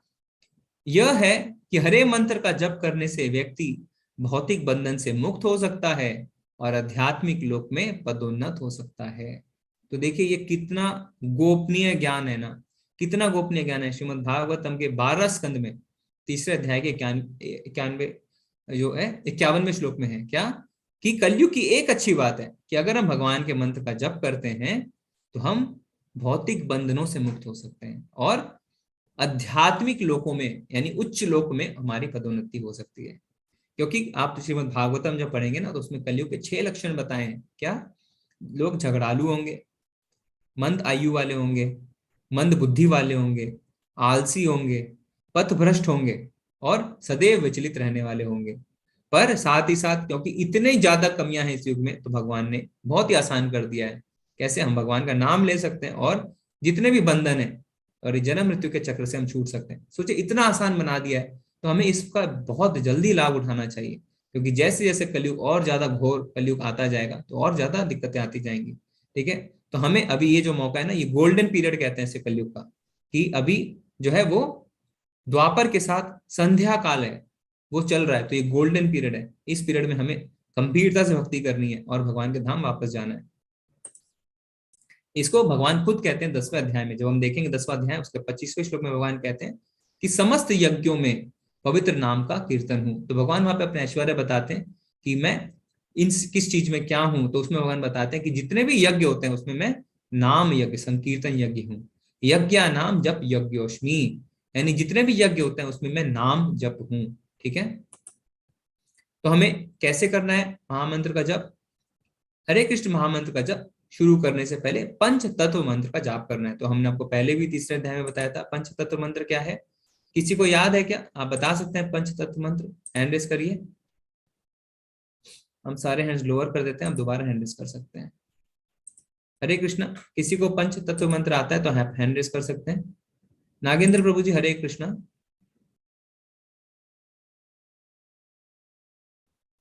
हरे कृष्ण नागेंद्र प्रभु जी। हरे कृष्णा, दंडवत प्रणाम। आवाज आ रहा है? जी माता जी, प्रभु जी बोलिए। जय श्री कृष्ण चैतन्य प्रभु नित्यानंद शील अद्वैत अद्वैत गदाधर सादि गौर भक्त। जी जी जी जी, ठीक है, हम एक दो और पूछेंगे। अजीत प्रभु जी, हरे कृष्णा। हरे कृष्णा प्रभु जी। जी जी। जय श्री कृष्ण चैतन्य प्रभु नित्यानंद श्री अद्वैत गदाधर श्रीवासादि गौर भक्तवृंद। हरि बोल, बहुत ही सुंदर बताया आपने प्रभु जी। हरे कृष्ण शैलेश प्रभु जी। हरे कृष्ण प्रभु जी। जी सर माता जी, हरे कृष्ण। जय श्री कृष्ण चैतन्य प्रभु नित्यानंद श्री अद्वैत गंगाधर श्रीवासादि गौर भक्तवृंद।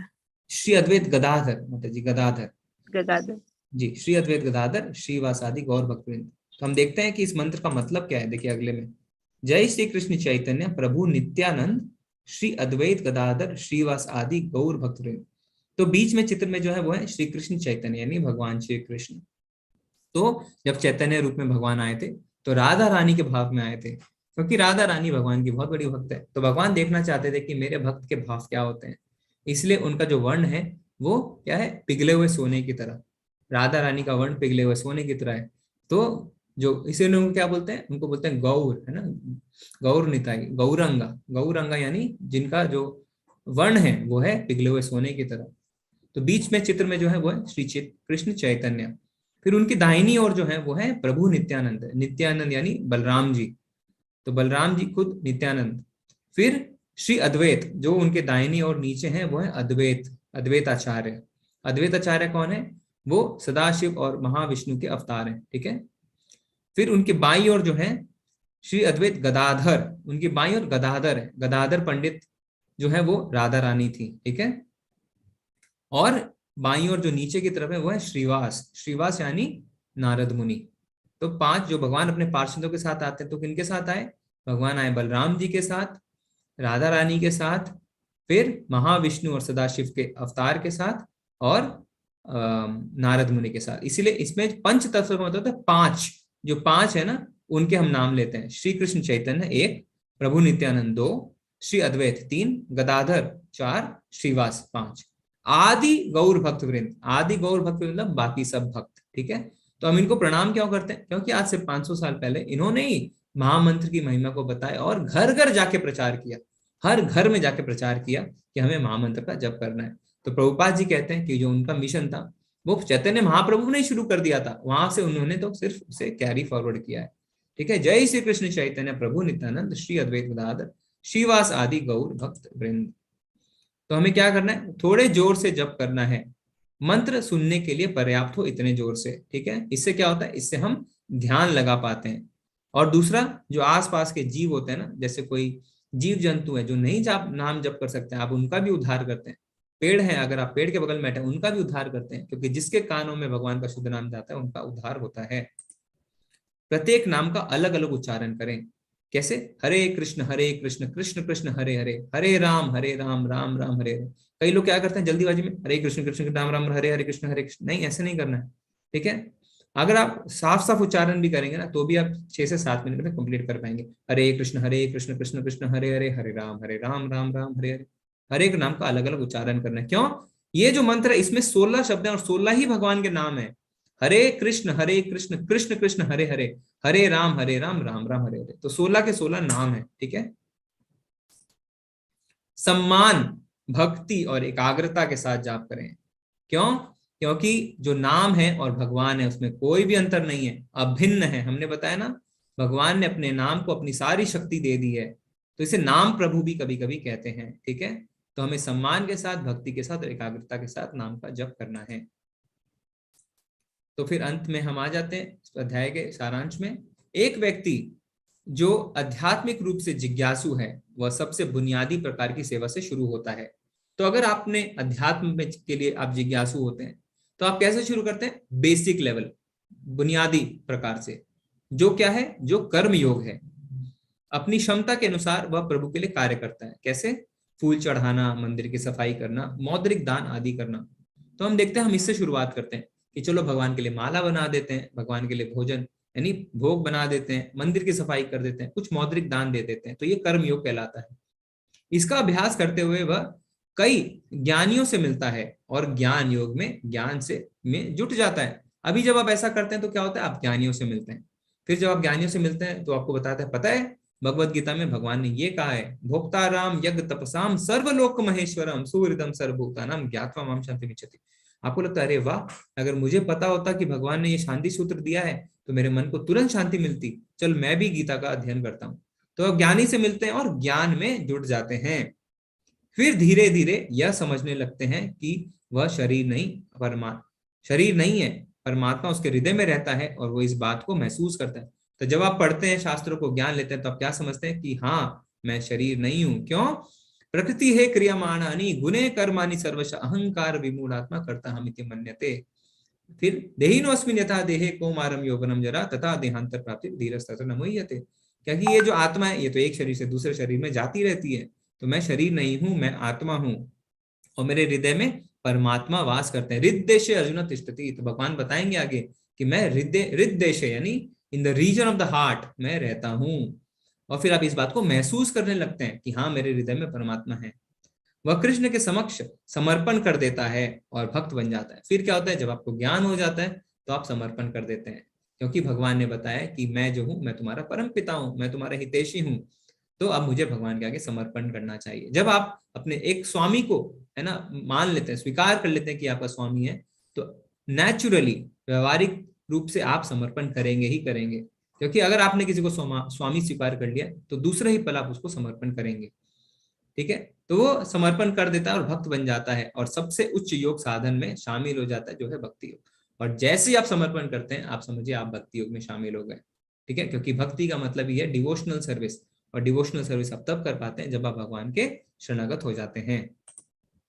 तो प्रभुपाद जी यहाँ पे कुछ बताएंगे। भक्ति योग को बुद्धि योग भी कहा जाता है, क्योंकि यह सभी योगों में सबसे चतुर है, क्योंकि अन्य योगों की सीमाएं हैं, इसकी कोई भी सीमा नहीं है। प्रभुपाद जी क्या कहते हैं? भक्ति योग समस्त योगों की परिणति है, अन्य योग तो भक्ति योग में भक्ति तक पहुंचने के साधन मात्र हैं। तो अल्टीमेट जो है वो भक्ति योग है। बाकी कर्म योग, ज्ञान योग, ध्यान योग, इससे आप भक्ति तक पहुंच सकते हैं। योग का वास्तविक अर्थ भक्ति योग है। अन्य सारे योग भक्ति योग रूपी गंतव्य की दिशा में अग्रसर होते हैं। कर्म योग से लेकर भक्ति योग तक का लंबा रास्ता आत्म साक्षात्कार तक जाता है। निष्काम कर्म योग इस रास्ते का आरंभ है। तो हम जब कर्म योग से शुरुआत करते हैं तो हम धीरे धीरे भक्ति योग तक आते हैं। कोई विरला भाग्यशाली ही वैदिक विधान के अनुसार भक्ति योग के पथ को स्वीकार करके कृष्ण भावना भावित हो पाता है। आदर्श योगी श्याम सुंदर कृष्ण का अपना ध्यान एकाग्र करता है। उनके अंगों को प्रतिप्त करने वाली उनकी ब्रह्म ज्योति ब्रह्म ज्योति कहलाती है। तो क्या होता है? भगवान जब रहते हैं ना तो अपने आप को ब्रह्म ज्योति से ढके हुए रहते हैं। ठीक है, तो वो ब्रह्म ज्योति कहलाती है। वे राम, नरसिंह, वराह तथा श्री भगवान कृष्ण जैसे विभिन्न रूपों में अवतरित हैं। वे सामान्य व्यक्ति की भांति माता यशोदा के पुत्र रूप में जन्म ग्रहण करते हैं और कृष्ण, गोविंद तथा वसुदेव के नाम से जाने जाते हैं, वासुदेव के नाम से जाने जाते हैं। वे पूर्ण बालक, पूर्ण पति, पूर्ण तथाकथक, पूर्ण स्वामी हैं और वे समस्त ऐश्वर्य तथा दिव्य ज्ञानों के ओतप्रोत हैं। तो भगवान जो करते हैं वो पूर्ण रूप में करते हैं ना, क्योंकि उनके अंदर कोई भी कमियां नहीं है। जो श्री भगवान के इन गुणों से पूर्णतः अभिज्ञ रहता है बस सर्वोच्च योगी कहलाता है। योगी की यह सर्वोच्च दशा केवल भक्ति योग से ही प्राप्त की जा सकती है, जिसकी पुष्टि वैदिक साहित्यों में होती है। तो भगवान ने यहाँ पे बता दिया है कि जो ब्रह्म ज्योति का आधार है, जिसे हम कहते हैं ब्रह्म ज्योति, वो मैं हूं। ये मेरे शरीर से निकलती हुई कांति है, एफल्जेंस जिसे बोलते हैं, उल्टा नहीं है। उल्टा भगवान ने नहीं कहा कि ब्रह्म ज्योति मेरा आधार है, भगवान ने ये नहीं कहा। भगवान ने कहा ब्रह्म ज्योति, मैं ब्रह्म ज्योति का आधार हूँ। ठीक है, तो कई लोग मानते हैं कि ब्रह्म ज्योति ही सब कुछ है। नहीं, ब्रह्म ज्योति को अगर हम चीर के जाते हैं, अगर उसे हम भेदते हैं, तो फिर हमें भगवान के दर्शन होते हैं। ठीक है, हरे कृष्ण। इससे हमारा यह अध्याय शेष होता है। अगर आपके कोई प्रश्न है तो आप हैंड रेज कर सकते हैं, नहीं तो चैट में भी लिख सकते हैं। और आप याद रखें कि हमने 6ठे अध्याय के 47वें श्लोक को, 47वें श्लोक को श्लोक ऑफ द डे बनाया है, जिसका अभ्यास आप कल करके आ सकते हैं और हम उसे पठन कर सकते हैं। अगर किसी को पंचतत्व मंत्र याद नहीं है तो माता जी ने अभी चैट में डाल दिया है। हरे कृष्णा। माता जी कोई प्रश्न है तो हम ले सकते हैं। हरे कृष्ण प्रभु। हरे कृष्ण, जय श्री कृष्ण प्रभु जी। हरे कृष्ण प्रभु जी। प्रभु जी, मेरा एक प्रश्न है, जैसे अभी आया था मन को लेके कि जो मन को नियंत्रण करते हैं वो मन उसके लिए मित्र है, नहीं तो मन हमारा सबसे बड़ा दुश्मन है। और प्रभु जी अर्जुन बताते भी हैं उनको, श्री कृष्ण महाराज जी को, कि वायु को वश में करना फिर भी सरल है। मतलब मैं फिर भी वाहन चला के वायु को एक तरह से वश कर सकता हूँ, लेकिन मन को वश करना अति दुर्लभ, अति कठिन है। तो फिर उन्होंने बोला कि अभ्यास से और वैराग्य से तुम मन को वश में कर सकते हो। तो प्रभु जी, मेरा ये प्रश्न है कि अभ्यास और वैराग्य जब उन्होंने बोला है, तो वो भक्ति में अभ्यास और वैराग्य से मन वश में होगा, या संसार की कौन सी क्रिया से हम मन को वश कर सकेंगे? जी, तो हमने बताया ना अभ्यास, उसी श्लोक में हमने बताया कि हमें अभ्यास कैसे शुरू करनी है। श्रवणम कीर्तनम विष्णु स्मरणम, ये हमारा अभ्यास है। जो भक्ति के नवदा भक्ति है ना, वो हमारा अभ्यास है। हमें श्रवणम से शुरू करना है, भगवान के नाम, भगवान के बारे में सुनना है। ठीक है, उनके गुण, रूप, लीला आदि के बारे में सुनना। श्रवणम कीर्तनम, भगवान के नाम का कीर्तन करना, उनके नाम का जप करना है। और स्मरणम, और भगवान को याद करना। तो ये हमारा अभ्यास है, इस अभ्यास से हम शुरू करेंगे। और वैराग्य, वैराग्य यानी जब क्या होगा, आप धीरे धीरे भगवान के नाम का जप करेंगे तो अपने आप स्वतः ही हो जाएगा। आप भौतिक चीजों से वैराग्य उत्पन्न होगा, तो फिर आपको भौतिक चीजों में आनंद प्राप्त नहीं होगी, आपको भगवान के नाम में आनंद प्राप्त होगी। तो वैराग्य के लिए जो है आपको अलग से कुछ नहीं करना होता है। आप जब भगवान का नाम जप करते हैं ना, तो अपने आप आपके अंदर वैराग्य उत्पन्न होता है। पर जब तक नहीं होता है, तब तक धीरे धीरे आप कोशिश कर सकते हैं कि भौतिक सुख जो है, भौतिक इंद्रिय तृप्ति से आप दूर रहें और आध्यात्मिक जो सुख है उसकी ओर ज्यादा बढ़े। ठीक है प्रभु जी, अटैचमेंट कम रखें। जी प्रभु जी। और प्रभु जी, एक और चीज, अभी जैसे आपने कहा नाम, गुण, लीला, इन सब से सुनने से धीरे धीरे हमारा अभ्यास और मन एकाग्र हो जाता है। तो जब हम चैंटिंग करते हैं उस समय शुरू के राउंड्स तो बहुत प्रोएक्टिव होते हैं, जो कुछ के रिमेनिंग राउंड्स होते हैं उसमें हमारा इतना क्यों डिस्ट्रैक्शन रहता है, या हम क्यों सिर्फ एक जॉब की तरफ फिनिश करने की कोशिश करते हैं, इसको सब खत्म हो जाए? अभ्यास ना प्रभु जी, यही तो अभ्यास है।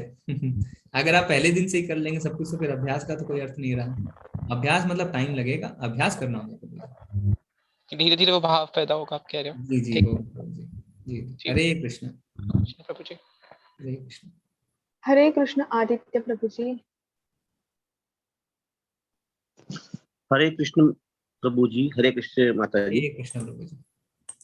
मेरा प्रश्न ये है कि जो विभिन्न युग हैं, जैसे सतयुग से त्रेता युग, द्वापर युग, फिर कलयुग, तो क्या इन डिफरेंट युगों का एक क्लियर कट डिमार्केशन है, या फिर जो ये चेंज है ये ग्रेजुअल है, या फिर बीच में ट्रांजिशन पीरियड?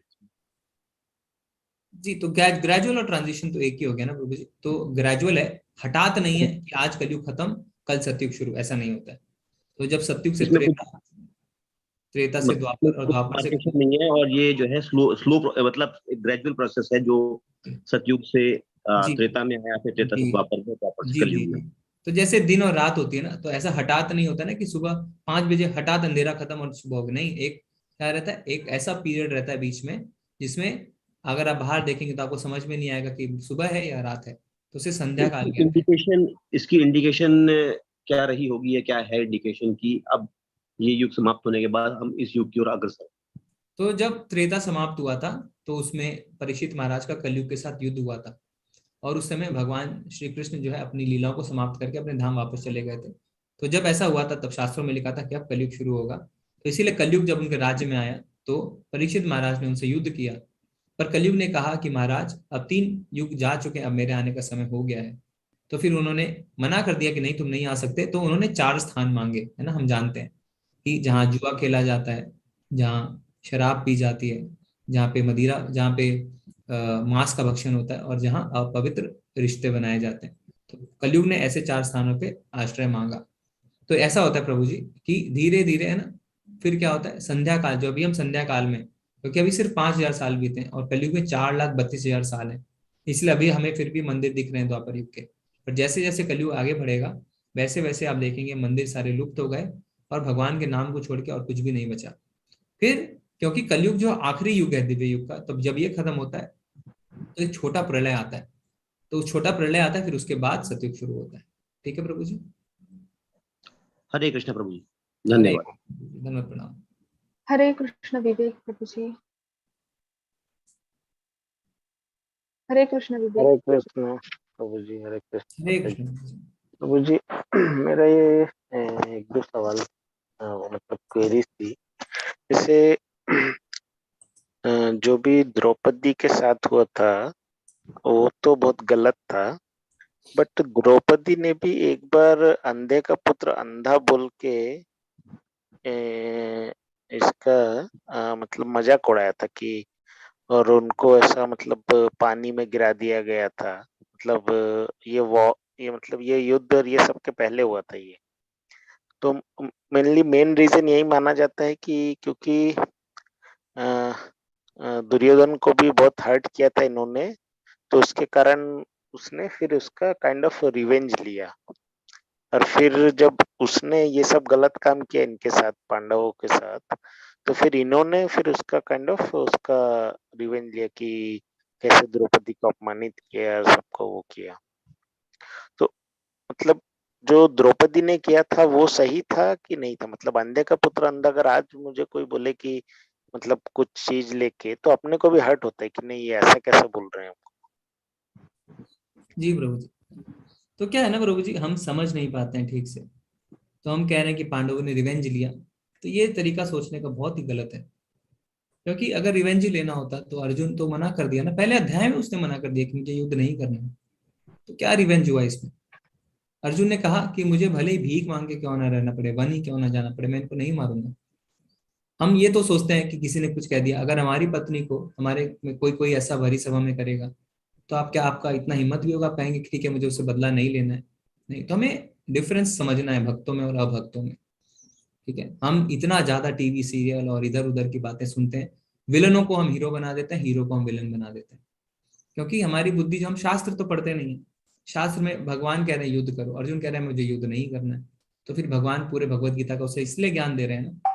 अभी भगवान क्यों समझा रहे हैं उसको? क्योंकि वो कह रहे हैं मुझे युद्ध नहीं करना है। शुरुआत हमारी कहाँ से हुई थी? युद्ध नहीं करना है। तो फिर हम क्यों कह रहे हैं कि उन्हें रिवेंज लेना है? रिवेंज लेना होता तो वो तो उल्टा होता है। तो वो कहता, अर्जुन कहते कि मुझे युद्ध करने दो, आप मुझे रोकिए मत। यहाँ पे तो उल्टा हो रहा है।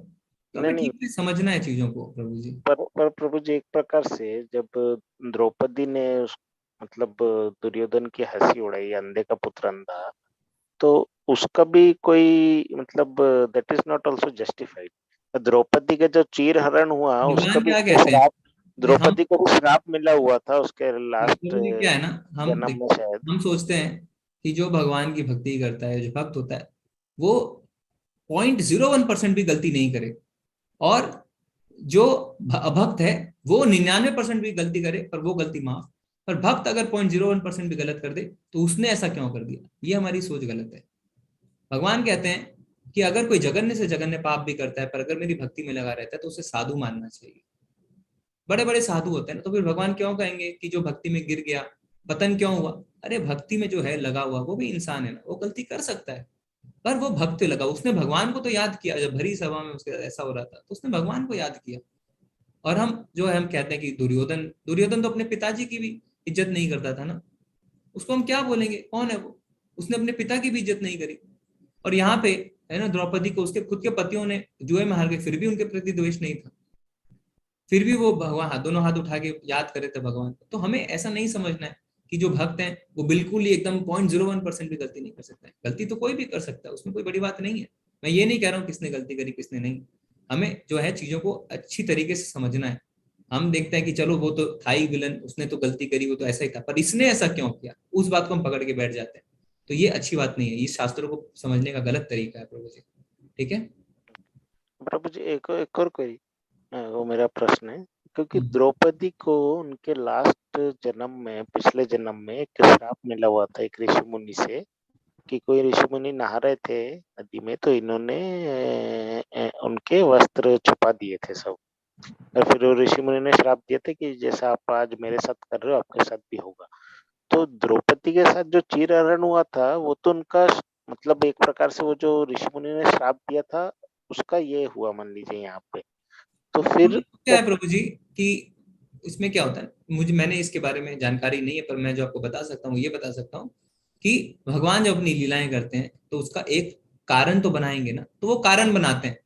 पर अगर ऐसा ही था तो क्या भगवान तो फिर उन्हें बचाना है, तो आपके हिसाब से तो भगवान उन्हें नहीं बचाना आना चाहिए थे, उनका चीरहरण हो जाना नहीं था। नहीं, मैं वो नहीं कह रहा हूँ, सॉरी मैं आपको वो किया, लेकिन मेरा कहने का मतलब है जब ये उनके उनके श्राप का ये था तो फिर इसको क्यों विलन बनाया गया? मतलब वही हम जो कह रहे भी हैं प्रभु जी, हम द्वेष की भावना से शास्त्रों को देख रहे हैं, इसीलिए हम ऐसा कर रहे हैं। जब तक हम जब तक हम श्रद्धा पूर्वक भगवत गीता को महाभारत वो को नहीं पढ़ेंगे एक प्रकार से वो समझ जो नहीं पाएंगे ऋषि प्रभु जी। मुनि थे जिन्होंने उनको श्राप दिया था, वो ऋषि मुनि को इनकी जगह पे रहना था। तो मतलब मेन जो भी युद्ध हुआ इतना बड़ा और इतना वो हुआ, वो मेन इन्हीं सब रीजंस के कारण हुआ था वो।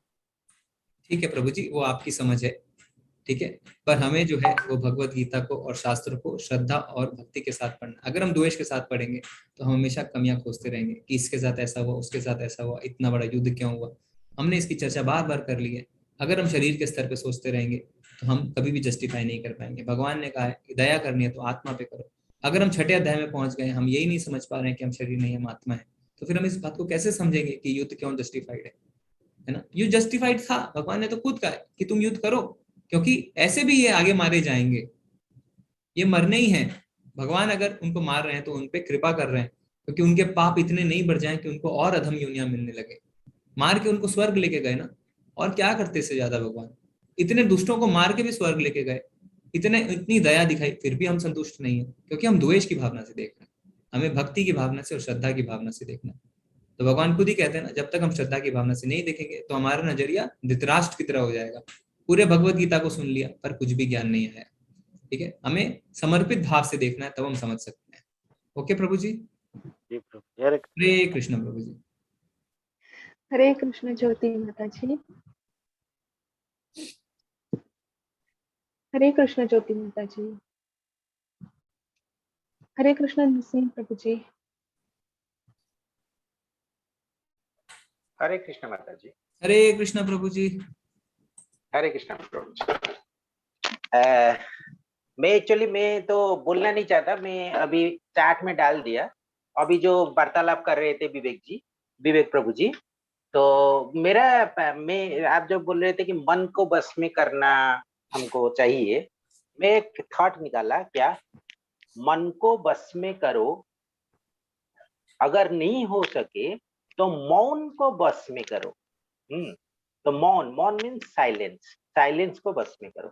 मन को बस में करना अगर डिफिकल्ट लग रहा है, देन मौन को बस में करो तो मन बस में आ जाएगा। जी। This is the thought I just धन्यवाद। and another thing मैंने बार मुझे ऐसे लग रहा है कि जैसे कि take for example, if teacher is saying something, we should accept that. अगर टीचर पान खा के, फॉर एग्जांपल मैं मेरा हाई स्कूल की बात बता रहा हूँ, मेरा मैथमेटिक्स टीचर वो बहुत पान खाते थे। सॉरी, ये फोरम में बोल रहा हूँ, मगर मैं थोड़ा बोलना चाहता हूँ 1 मिनट। तो बहुत पान खाते थे मेरे मैथमेटिक्स टीचर, मगर मुझे वो बहुत पसंद थे। Even today he is at 81 years age, and I am very close to him. Recently he was hospitalized, and मैं जाके उनके पास जाके उनको देखा। देन अभी वो बेंगलोर में रह रहे हैं। तो वो बहुत पान खाते थे। बहुत बच्चे बोलते थे कि वो टीचर पान खाता है और हमको पढ़ाता है वगैरह, सब बच्चे लोग बोलते थे। मैं बोला कि अरे देखो, वो टीचर पान खाए जो खाए, मगर वो जो पढ़ा रहे उसको सुनो ना तुम। उनका पान के ऊपर तुम्हारा क्या नजर है, क्यों नजर है? हाँ, मैं मेरे दोस्त को वैसे बोलता था। तो टीचर को मैंने just like that I cited this example here. तो जो शास्त्रों में जो लिखा गया उसको हमको पहले सुनना चाहिए और पढ़ना चाहिए। ऐसा नहीं है कि एक दिन में हमको सब समझ में आ जाएगा। तो मैंने सालों लग जाता है। जैसे कि टेक फॉर एग्जांपल सर, आज ये चैप्टर आप पढ़ा है, मैं पहले से ये चैप्टर पढ़ चुका था, मगर कुछ चीज ऐसे नया मुझको लगा, मेरे डायरी में नोट करके रखा है सब। तो every time it is so sweet that every time you read one shloka, then you will get different meaning from that. That is the sweetness. तो वो sweetness को हमको realize करना चाहिए. That is my thought. Sorry if I am wrong, but this is my thought I say. जी। और ये जो भगवान नाम के जप में 10 अपराध होते हैं, उसमें एक अपराध ये भी होता है, जब हम शास्त्रों, वैदिक शास्त्रों या प्रमाणों का खंडन करते हैं तो वो भी एक अपराध होता है। ठीक है, हमारी कोई योग्यता नहीं है, हमने क्या चीज आज तक ठीक करी है, मनुष्य ने क्या चीज ठीक करी है? कोई भी नहीं। हम आज नियमों को बनाते हैं, कल उसे तोड़ देते हैं, क्योंकि हम सोचते हैं ये गलत है। पर हमारे शास्त्र जो है वो लाखों करोड़ों साल से यूं के त्यों चल रहे हैं, पर हम उन पे क्वेश्चन मार्क लगाते हैं। क्यों? क्योंकि हमारे अंदर श्रद्धा नहीं है। तो हमें श्रद्धा और भक्ति के साथ शास्त्रों को पढ़ना चाहिए। नहीं तो क्या होगा, अगर हम ऐसा नहीं करेंगे तो भगवान कोई जोर जबरदस्ती नहीं करते हैं। भगवान क्या कहते हैं अर्जुन को लास्ट में, यथा इच्छासी तथा करो। मैंने तुम्हें बता दिया है भगवत गीता का ज्ञान, अब जैसी इच्छा वैसा करो। तो फिर क्या, अगर हम नहीं मानेंगे तो कोई बात नहीं, हम भोग करते रहेंगे, हम भगवान से द्वेष करते रहेंगे, शास्त्रों का खंडन करते रहेंगे और जन्म मृत्यु के चक्कर में पड़े रहेंगे, है ना। हम क्या करेंगे, हम और भोग करेंगे। भोग से तो हमारा पता नहीं होना है। भक्ति करेंगे तो शायद हम ऊपर उठ सकें, भगवान के लोग तक जा सकें। पर जब तक हम द्वेष रखेंगे भगवान से और हम शास्त्रों को नहीं मानेंगे और हम सोचेंगे कि नहीं ये तो गलत किया भगवान ने, तो भगवान कहते हैं ऐसे लोग, क्या भगवान ने बताया आगे अध्याय में कि जो लोग मूर्ख होते हैं, जो मूढ़ होते हैं, वो मुझे सामान्य व्यक्ति मानते हैं और वो सोचते हैं कि मैं भी कर्मों में पड़ता हूँ। पर भगवान ने साफ साफ कह दिया कि कर्मों का मुझ पर कोई प्रभाव नहीं पड़ता। ठीक है, हरे कृष्णा। हरे कृष्ण कुंती माता जी। हरे कृष्ण माता जी। हरे कृष्ण प्रभु जी। हरे कृष्ण माता जी। आपका एक चैट में मैसेज भी मैंने देखा है। हाँ प्रभु जी, वही मेरा क्वेश्चन है, अगर कोई दीक्षा लेना चाहता है तो क्या उसको डायरेक्ट दीक्षा मिल सकती है या फिर कोई प्रोसेस है उसका?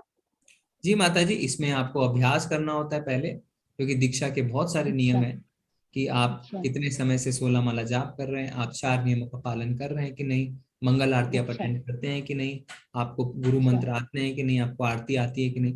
तो ज्यादातर देखा गया है कि जब तक आप प्राय लगभग 1 साल तक रेगुलर मंदिर से जुड़े रहते हैं तो लगभग आपको ये सारी चीजें याद हो जाती हैं और आने लग जाती हैं, तब आप दीक्षा के योग्य बनते हैं। क्योंकि दीक्षा में आपको फॉर्म भरना पड़ता है, आपके जो शिक्षा गुरु हैं जैसे हमारे नामनिष्ठ प्रभु हैं वो आपको रिकमेंड करेंगे, आपका इंटरव्यू होगा, फिर दीक्षा मिलेगा। ठीक है माता जी।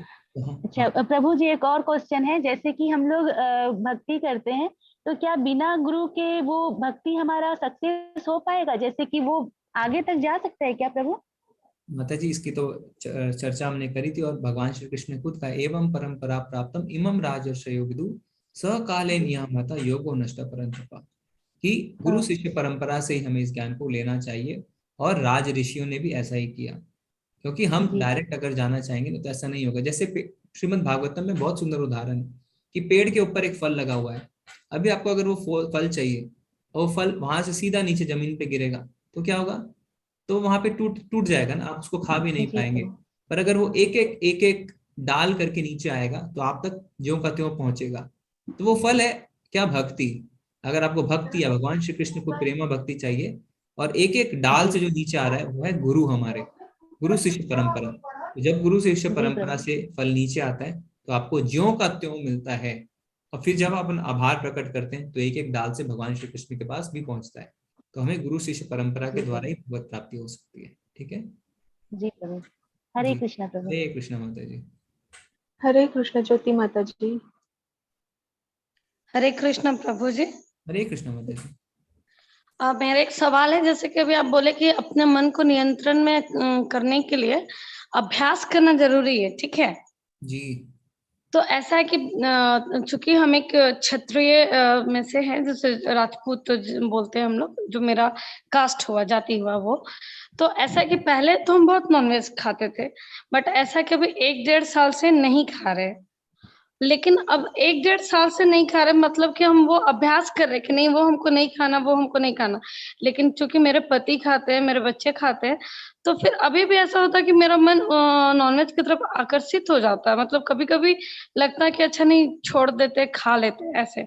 तो क्या करें, इतना अभ्यास के बाद भी अगर मन नियंत्रण में नहीं आ रहा तो उसके लिए फिर क्या करें? जी जी जी, तो इसमें 2 बातें हैं। पहला कि हम जन्म से जो है वो वर्ण हमारा नहीं है, इस चीज को आप दिमाग से निकाल दीजिए।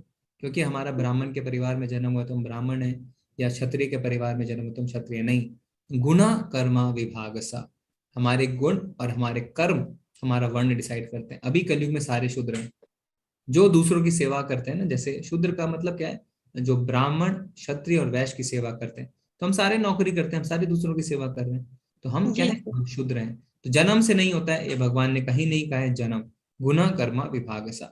दूसरी बात, अभी जो आप अभ्यास कर रहे हैं नॉनवेज छोड़ने की, बहुत ही अच्छा आपने कार्य किया है, पर आपने अपने मन को एक चीज छोड़ के वहां पे खाली छोड़ दिया, उसको भरा नहीं है। आपने उसे हायर टेस्ट से, उच्च रस से भरा नहीं है, आपको उसको उच्च रस से भरना है। वो है भक्ति, भगवान के नाम का रस। क्योंकि अगर आपका मन खाली रहेगा तो क्या होगा, उस दोबारा वो विषयों के प्रति जाएगा, दोबारा वो नॉनवेज पे जाएगा, दोबारा वो शराब की ओर जाएगा। मैं आपकी नहीं, मैं सबकी बात कर रहा हूँ। दोबारा वो जुए की ओर जाएगा, दोबारा वो अपवित्र रिश्तों के प्रति जाएगा। तो खाली नहीं छोड़ना है, भरना कैसे है, आपको उच्च स्वाद से भरना है। जो उच्च स्वाद मतलब भगवान की भक्ति का रस। तो आपको जो है भगवान के नाम का जप जब आप करेंगे तो क्या होगा, इन सब चीजों को आप छोड़ देंगे, ये तो अच्छी बात है, इसके प्रति आकर्षण भी खत्म हो जाएगा। क्योंकि अब आपको अच्छी चीज के प्रति आकर्षण हो गया, भगवान के नाम के प्रति आकर्षण हो गया। तो जैसे हमने उदाहरण दिया ना कि अभी आपको अगर रोटी नमक खाते हैं आपको बड़ा मजा आता है, पर जब आप रोटी पनीर खाते हैं तो क्या है, आप रोटी नमक छोड़ देते हैं।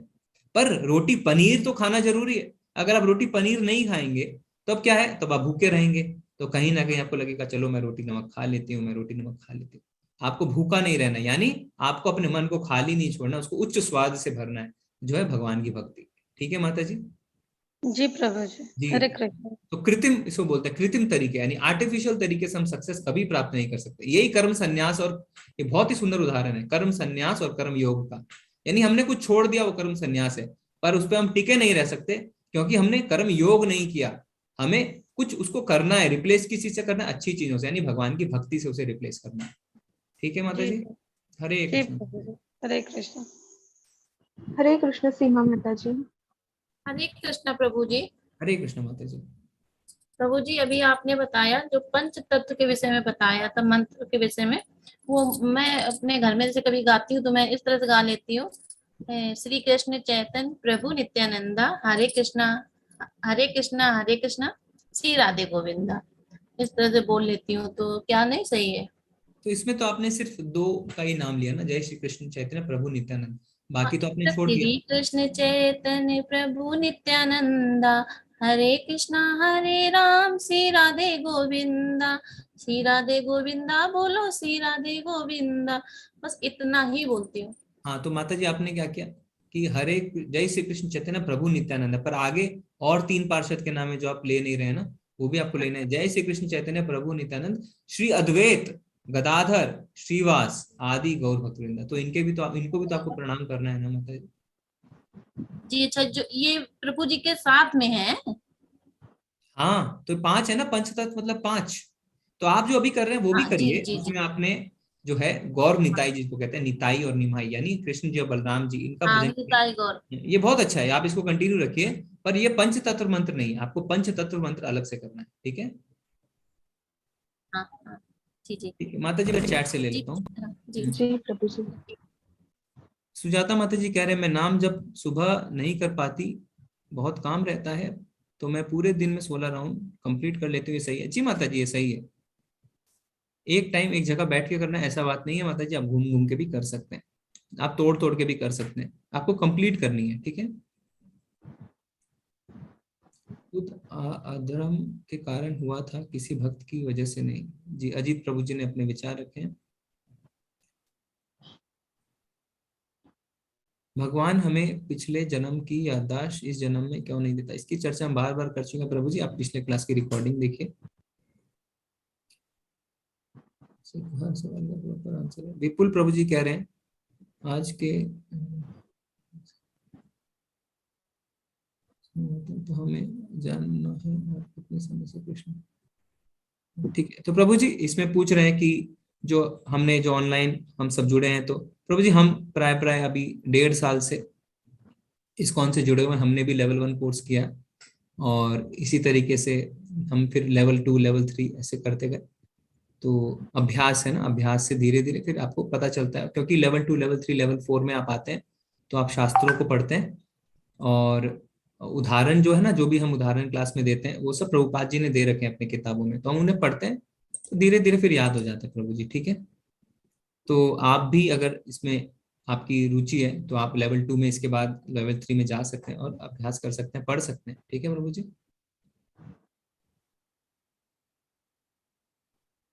और सीमा माता जी कह रहे हैं 16 राउंड की माला किस तरह गिने जाएंगे गुरुजी, कैसे कर जाती है? 16 राउंड मतलब 16 मालाएं माता जी। एक माला में 108 बार आपको महामंत्र करना है, तो जब 108 बार महामंत्र करेंगे तो उसे हम कहते हैं एक माला। वैसे 16 मालाएं करनी है। ठीक है, अगर आपको फिर भी समझ में नहीं आ रहा तो आप हैंड रेस करिए माता जी। जी माता जी, हम हैंड रेस ले सकते हैं।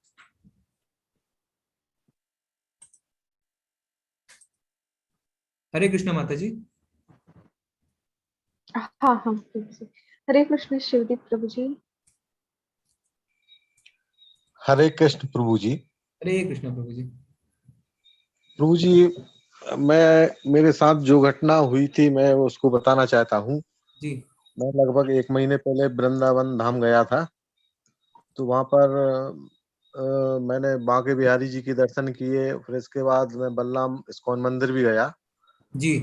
मुझे वहां पर बहुत शांति मिली।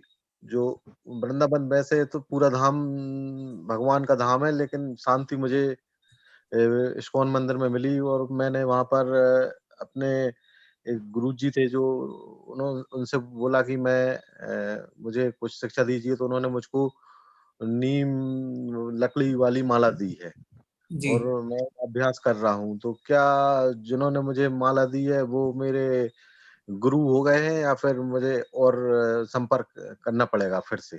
जी जी जी, तो इसमें क्या होता है ना प्रभु जी, जो आपको भक्ति मार्ग में शुरुआत करते हैं तो वो भी आपके गुरु ने इनिशिएटर कहते हैं कि उन्होंने आपको जो है इनिशिएट किया। शिक्षा गुरु बहुत सारे हो सकते हैं, जो आपको भगवान के बारे में शिक्षा दे वो आपके शिक्षा गुरु हैं, पर दीक्षा गुरु एक ही होते हैं जो आपको दीक्षा देते हैं। और जो दीक्षा गुरु होते हैं वो आपको आपका नाम भी देते हैं, नया नाम देते हैं ना, आपके सारे पापों को वो जो है नष्ट कर देते हैं दीक्षा के समय तक।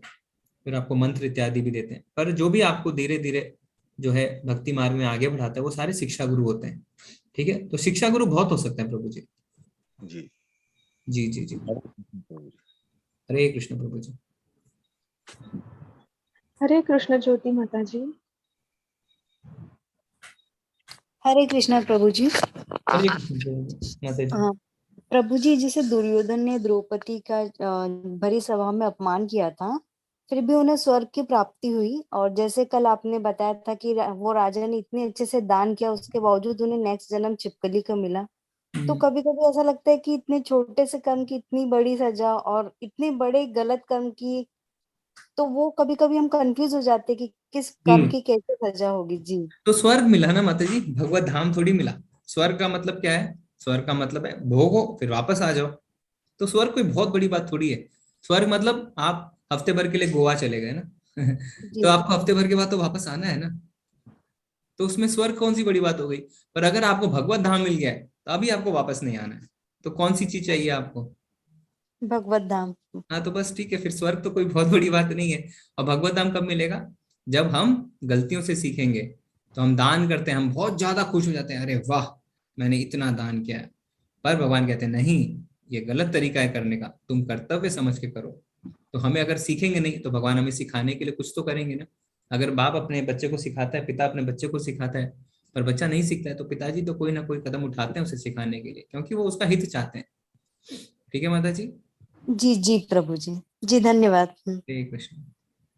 हरे कृष्ण अजित प्रभु जी। हरे कृष्णा माता जी, हरे कृष्णा प्रभु जी। हरे कृष्ण।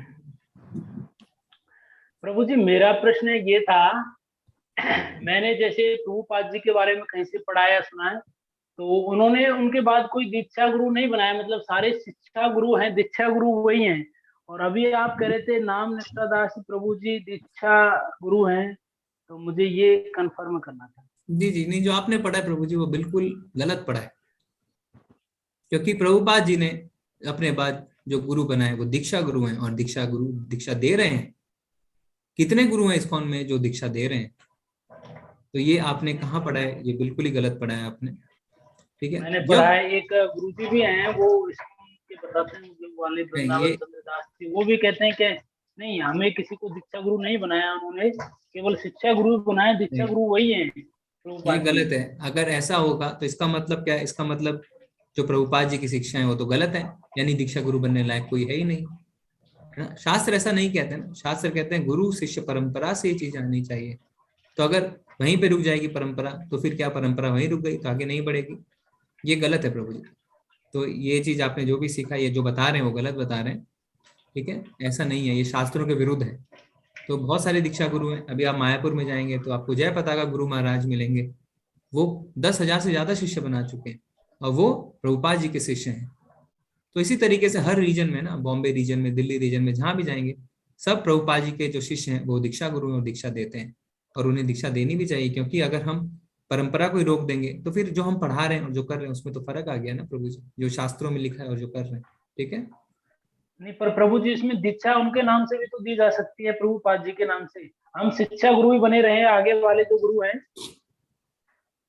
तो फिर अगर आप ऐसा ही कैसे करेंगे होगी इसमें? तो फिर वो आपको स्वीकार कैसे करेंगे?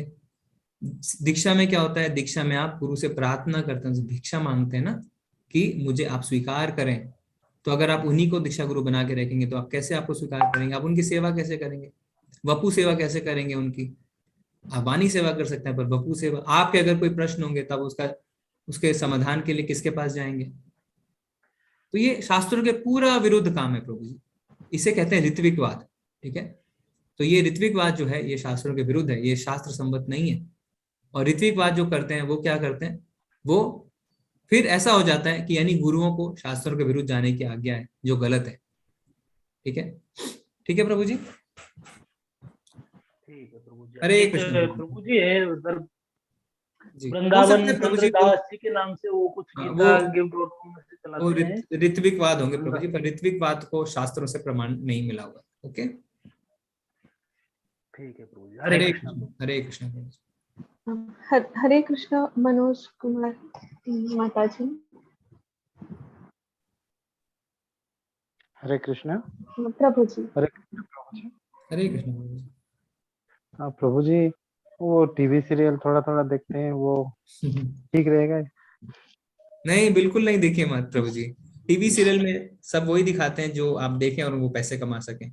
आप फ्री नहीं में जो ऐसा भगवत गीता के क्लास होते हैं ना उसको करिए, उसमें पैसे भी नहीं लगते हैं और उसमें हम श्लोकों के माध्यम से बताते हैं, उसमें कोई मनोधर्म के बारे में नहीं बताते हैं। ठीक है, जो जानना चीज देखना है प्रभु जी। नहीं बिल्कुल नहीं प्रभु जी, टीवी देखने से हमारा, हम वो भक्त नहीं बना रहे ना। भक्त अगर बनाए तो उसको देख सकते हैं, पर अगर भक्त नहीं बना रहे हैं तो हम, जो जानता ही नहीं है जिस विषय में, उसके बारे में आप उसे कैसे सीख सकते हैं? अगर हाँ आप अपने प्रभु जी। बच्चे को और कहते हैं कि पढ़ाई करो, पर जो उसका हाँ टीचर है वो खुद ही पढ़ा हुआ नहीं, अनपढ़ है, तो वो बच्चे को क्या पढ़ाएगा? हाँ प्रभु। बस वही है ना। प्रभु जी और एक बात पूछनी थी प्रभु जी। हमारा जी घर पे है ना, हमारा बड़ा भाई ना बहुत ऐसा काम करते हैं जो कि बहुत बुरा लगता है प्रभु जी माता पिता के ऊपर। मैं उनसे छोटा हूँ, मैं बहुत बार भी उनसे समझाया हूँ, बहुत जी दुख लगता है प्रभु जी। प्रभु जी, आप उन्हें ना, आप उनको भी भगवत गीता की क्लास अटेंड करवाइए, उनको भगवान का माला करने को कहिए। अगर वो नहीं करते हैं तो फिर उन्हें अज्ञात सुकृति के माध्यम से प्रसाद खिलाइए। आप थोड़ा जोर जोर से जप करिए, उन्हें सुनाइए, उन्हें थोड़ी सेवा में लगाइए। तो धीरे धीरे जब वो भगवान का नाम जप करने लगेंगे तो अपने आप उनके अंदर परिवर्तन आ जाएगा प्रभु जी। ठीक है प्रभु जी। हरे कृष्ण। हरे कृष्ण। हरे कृष्ण सरिता माता जी। हरे कृष्ण सरिता माता जी। ठीक है माता जी, मैं हरे चैट में ले लेता हूँ एक बार। जी प्रभु। भाटिया प्रभु जी और माता जी कह रहे हैं कि ध्यान या उपयोगी है या नाम। तो माता जी हमने तो इस अध्याय में यही देखा है ना कि ध्यान व्यवहारिक नहीं है और कलयुग के लिए नाम का ही जो है रिकमेंडेशन है। ठीक है, खाली समय में महाभारत देखा तब से लाइफ काफी चीजें जानी। भौतिक लाइफ में ऐसा होता है जिससे हरे कृष्णा। जी माता जी एक मिनट, मैं चैट में एक प्रश्न पढ़ लेता हूँ। तो जी कह रहे हैं कि मैं कोविड में खाली समय में महाभारत देखा तब से लाइफ में काफी चीजें जानी। भौतिक लाइफ में ऐसा होता है कि जिससे गुस्सा कभी काबू में नहीं रहता, जो बात सामान्य होती है, पर मन बार बार बोलता है कि इस पे ऐसा नहीं करना चाहिए, फिर भी दिमाग चिढ़ा रहता है, जैसे कि दूसरे की खामी, देश की अधोगति एक्सेट्रा। जो बात को मैं चेंज नहीं कर सकता। मैंने जितना जाना उस पे पता है कि ये मेरे कंट्रोल में नहीं है, मुझे पॉजिटिव रहना है, फिर भी बॉडी लैंग्वेज चेंज होती है और जब गुस्सा हो जाता है नेगेटिव। प्रभु जी इसमें जैसा हमने बताया ना कि आपको क्या करना है, आपको भगवान के नाम का जप करना है। जब आप भगवान के नाम का जप करेंगे, एकदम सिंपल फॉर्मूला है प्रभु जी, क्योंकि भगवान ने खुद ही बता दिया है दूसरे अध्याय के 59वें श्लोक में कि जब तक हमें उच्च रस का आस्वादन नहीं होगा हम निम्न रस में पड़े रहेंगे, हम क्रोध में रहेंगे, है ना, हम दूसरों में कमियां निकालेंगे। पर जब हमें भगवान के रस का आस्वादन हो जाएगा तो हम इन सब चीजों से ऊपर उठ जाएंगे। तो भगवान क्या कहते हैं, देहधारी जीव इंद्र भोग से भले ही निवृत्त हो जाए पर उसमें इंद्र भोग की इच्छा बनी रहती है। इंद्र भोग की इच्छा नहीं जाती। जैसा भी माता जी ने कहा कि नॉनवेज को देखती हूँ तो मन करता खा लूं, लेकिन उत्तम रस के अनुभव होने से ऐसे कार्यों को बंद करने पर वह भक्ति में स्थिर हो जाता है। तो उत्तम रस कैसे मिलेगा? सबसे उत्तम रस है भक्ति का रस, उससे उत्तम कोई भी रस नहीं है। ठीक है, तो उत्तम रस का पान करिए और फिर जितने निम्न रस है ना वो सारे छूट जाएंगे। ठीक है प्रभु जी, हरे कृष्ण। हरे कृष्ण माता जी, हैंड रेज ले सकते हैं। जी प्रभु जी। हरे कृष्ण सरिता माता जी।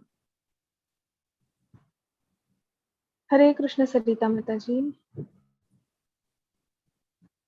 हरे कृष्ण राजू प्रभु जी। हरे कृष्ण गुरु जी। हरे कृष्ण।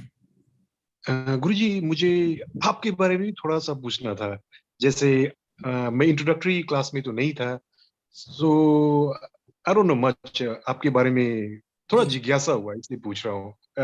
अगर जी जी जी इसको आपको पर्सनल रखना है तो आप नहीं भी बता सकते, मुझे कोई दिक्कत नहीं। नहीं प्रभु जी, इसमें ऐसी कोई बात नहीं है। तो जैसा आप क्या जानना चाहते हैं प्रभु जी? जैसे आप क्या करते हैं, कैसे जुड़ी इस्कॉन से? जी जी जी। या फिलहाल अभी क्या करते हैं आप? जी जी, तो मैं इस्कॉन से जैसे आप सब जुड़े, मैं भी ऐसे ही जुड़ा था प्राय 1.5 साल पहले। मैंने भी लेवल 1 का कोर्स किया था, फिर धीरे धीरे एडमिन की सेवा दी और फिर उसके बाद पहले क्विज में बहुत ज्यादा सेवा होती थी, क्योंकि अभी जितना क्विज स्मूथ है पहले नहीं था। फिर क्विज की सेवा इत्यादि करी। फिर धीरे धीरे श्लोक वगैरह कुछ प्रेजेंटेशंस बनाने होते थे, तो बहुत सेवाएं मिलती गई धीरे धीरे। और फिर उसके बाद ना पोस्टर्स वगैरह हैं, अभी डेली मैसेजेस की सेवा है। फिर साथ में मैंने अपना अध्ययन जारी रखा। भक्ति वृक्षा जो होते हैं उसमें ग्रुप्स बनाए गए, लेवल 2, लेवल 3, लेवल 4 ऐसे करके। तो अभी 1.5 साल हो गए। फिर 4-5 महीने पहले प्रभु जी ने कहा कि तुम लेवल 1 की क्लास ले सकते हो, ऐसे करके। और मैं अपने कर्मी जीवन में मैं चार्टर्ड अकाउंटेंट हूँ और मैं नौकरी करता हूँ प्रभु जी, कलकत्ते में रहता हूँ। जी थैंक यू सो मच। हरे कृष्ण प्रभु जी। हरे कृष्ण प्रभु जी। हरे कृष्ण सरिता माता जी। हरे कृष्ण अंजू जी। सरिता माता जी। हरे कृष्णा माता जी। हरे कृष्ण प्रभु माता जी। हरे कृष्णा। हरे कृष्ण माता जी। हाँ जी माता जी पूछिए। हाँ मैं अपने हस्बैंड के बारे में पूछने प्रभु जी। जी वो सर बहुत उन्हें गुस्सा आती है और गुस्सा हमें भी आती है जी। अब कंट्रोल नहीं होता। क्या किया, और वो नॉन वेज बहुत खाते हैं, क्या करें? माता जी उन्हें भी लाइए इस क्लास में। नहीं आएंगे, तो प्रसाद खिलाइए उन्हें। वो किसी की सुनते ही नहीं है। हाँ तो उन्हें प्रसाद खिलाइए माता जी, प्रसाद खिलाइए। और आप जब भगवान के नाम का जप करते हैं ना तो उनको बिना जताए, है ना। हो सकता है उनके अगल बगल में रह के थोड़ा जोर जोर से जप करिए, या अभी आपको भगवान को कोई फल चढ़ाना है, उनको कहिए कि आप फल लेके आइए, या उनसे भगवान का फूल मंगाइए रोज। तो बिना उनको जताए, कि उनको ऐसा नहीं लगे कि आप उनको किसी और ले जा रहे हैं, बिना बताए उनको सेवा में लगाइए। प्रसाद बहुत आवश्यक है। प्रसाद जब हम खाते हैं तो प्रभुपाद जी अपने तात्पर्य में लिखते हैं कि जो अन्न हम खाते हैं ना, धीरे धीरे हमारी जो बुद्धि है उसके जो तंतु होते हैं ना, वो शुद्ध होने शुरू होते हैं, हमारे विचार शुद्ध होते हैं। और खैर हमारे शास्त्रों में, संस्कृति में पहले से कहते हैं, जैसा खावे अन्न वैसा होवे मन। तो इस चीज को हम भूल गए अब, पर इस चीज को वापस हमें अपने जीवन में लाना है। तो भगवान को भोग लगा के हमें प्रसाद खाना है, सबको वितरण करना है। प्रसाद से बहुत फर्क पड़ता है माता जी, काफी लोगों का मन बदल जाता है। मतलब गुरुजी अभी आपने जो बताया था कि जैसे गुस्सा आती है, कंट्रोल नहीं होता, वही मतलब ऐसा होता है हमारे साथ भी। हाँ, तो कि अगर क्योंकि ना आपका मन भी, ना हाँ, चाहते मतलब ऐसे काम हो जाते हैं जो चाहते नहीं है, तो गलतियां भगवान भी ने हो उसका जाती जवाब दिया ना। अर्जुन ने पूछा था कि हमें ऐसा हाँ लगता है कि हमें कोई ढकेल रहा है उस तरफ, तो भगवान ने क्या कहा, क्योंकि हाँ काम रूपी जो हमारा दुश्मन है, यानी काम यानी इच्छा, लस्ट क्या है, क्योंकि उसने मेरे को कहा मैं भी उसको सुना दूं, इत्यादि इत्यादि। तो हमारे जो परत है ना, हमारे चित्त पे जो परत है, कितने जन्मों से हमने उस परत को जो है निकाला ही नहीं है। तो जो परत जब तक ढीली नहीं पड़ेगी तब तक हमारा गुस्सा कम नहीं होगा।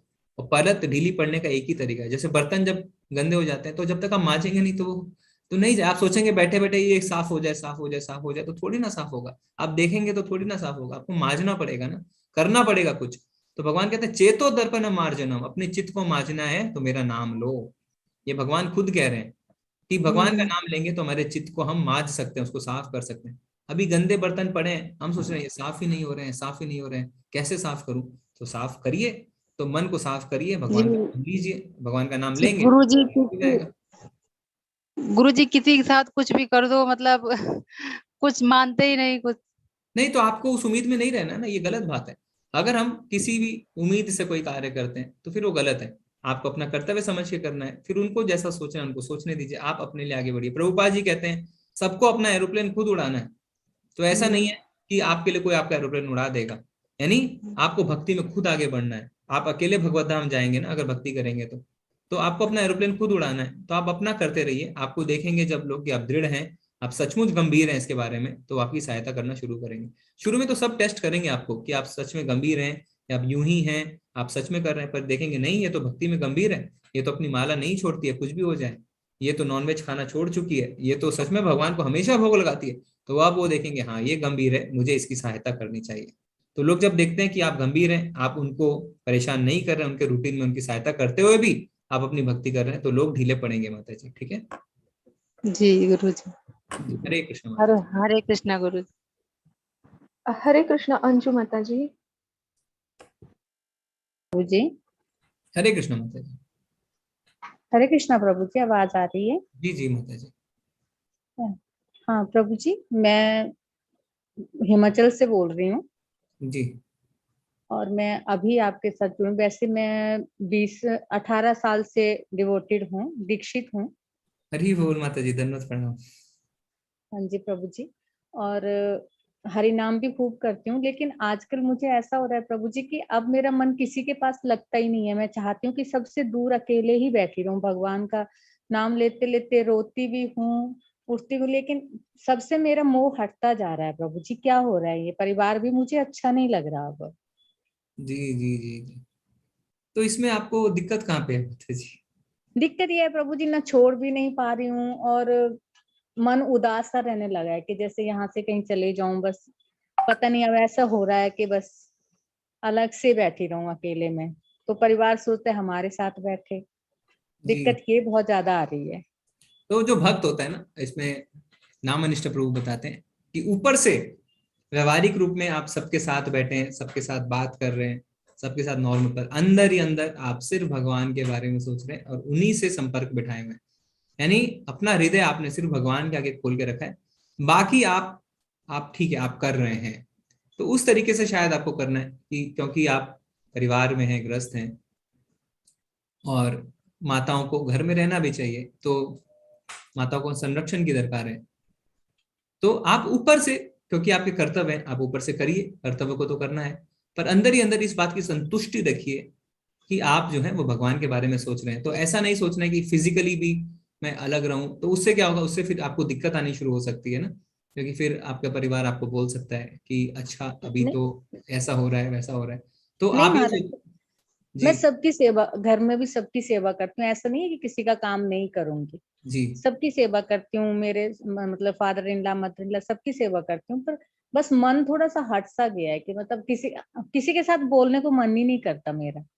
जी जी जी जी बस हाथ से सबका काम करूंगी, सेवा, किसी को कष्ट नहीं दूंगी, लेकिन बस किसी से बात करने को मन ही नहीं करता। बस सोचती हूँ बस ऐसे ही बैठी रहूं, भगवान के पास ही बैठी रहूं दिन रात। हाँ, तो आप उसमें माता जी क्या है ना कि थोड़ा हमें ऊपर रूप से करना भी होता है परिवार का, तो और अंदर ही अंदर हम, अगर आप भगवान का जप भी करते रहते हैं या भगवान के बारे में स्मरण भी करते रहते हैं उस समय, तो वो ज्यादा अच्छा रहेगा। क्योंकि अगर अभी हो सकता है ना आप उनकी सेवा कर रहे हैं पर आप बात नहीं कर रहे, तो थोड़े दिनों में वो आपको बोलेंगे, फिर आपकी भक्ति में हो सकता है थोड़ी सी दिक्कतें आने लगे। तो इससे अच्छा है कि आप थोड़ा थोड़ा जो है ये सोच के कि ये मेरा धर्म है, मुझे थोड़ी उनसे बातें करनी है, भगवान की बातें करिए, सांसारिक बातें करना कोई आवश्यक नहीं है ना, ग्रामीण ग्रामीण कथा नहीं करना है ना, वो गौरे। माता जी भगवान की बातें सुनना ही नहीं चाहते बुजुर्ग लोग। हाँ ये वो बात तो गांव सही की है। बातों में इंटरेस्टेड रहते हैं ज्यादा। हाँ हाँ हाँ हाँ हाँ, तो उसमें थोड़ा सा बैलेंस तो माता जी आपको बनाना पड़ेगा, पर आप बहुत ज्यादा 18 साल से आप दीक्षित है ना, तो आपको खुद भी पता है कि क्या सही है क्या गलत है। और इसमें यही है कि जिससे आगे भक्ति में हमें दिक्कत नहीं है, ऐसा नहीं हो कि हम कोई एक्सट्रीम पोजीशन ले लें किसी चीज को लेके और फिर आगे हमारा जो सपोर्ट सिस्टम है वो खत्म होने लगे। तो हो सकता है ना चाहते हुए भी आपको दो चार बातें करनी पड़े, वो आप कर सकते हैं, उसको आप भक्ति में आगे बढ़ने का एक जरिया मान सकते हैं। क्योंकि अगर मैं ऐसा करूंगी तो मैं बाकी अपनी भक्ति ठीक से कर पाऊंगी, कहीं ऐसा कोई समय नहीं आ जाए कि लोग फिर बोलने लगे कि आप बात नहीं करते हैं और फिर वो आपकी बाकी भक्ति की गतिविधियों में जो है वो रुकावटें करना शुरू करें। ठीक है, मतलब बाहरी तरीके से सबसे वैसे बोलती रहूं। जी, नामनिष्ठ प्रभु बिल्कुल साफ कहते हैं कि वो कहते हैं कोई किसी का कुछ बिगाड़ नहीं सकता, कोई किसी के लिए कुछ करता नहीं है, सब कुछ कृष्ण के कंट्रोल में है और परफेक्ट कंट्रोल में है, उनके आउट ऑफ कंट्रोल कुछ भी नहीं होता है। ऊपर ऊपर से हम, वो कहते हैं ऊपर ऊपर से हम थोड़ा ड्रामा करते रहते हैं, पर अंदर ही अंदर हम बहुत संतुष्ट हैं कि हाँ ठीक है, हम भगवान की सेवा कर रहे हैं और भगवान हमें अपनी सेवा में लगाए रखें। तो अंदर आपको ये खुशी है, बहुत ज्यादा खुशी है और बहुत ज्यादा हाँ जी संतुष्टि है। ऊपर से थोड़ा हमें ड्रामा करना पड़ता है क्योंकि ये भौतिक जगत में हम आए हैं, तो भौतिक जगत में तो हमें जीना पड़ेगा। तो वो ऐसे कहते हैं माता जी। ठीक है प्रभु जी, तो ऐसे बाहर बाहर से ड्रामा करते रहते हैं और क्या करें। जी माता जी, क्योंकि आप बहुत साल से भक्ति में, तो मैंने आपको प्रभु जी के शब्द बताए कि वो ऐसा कहते हैं।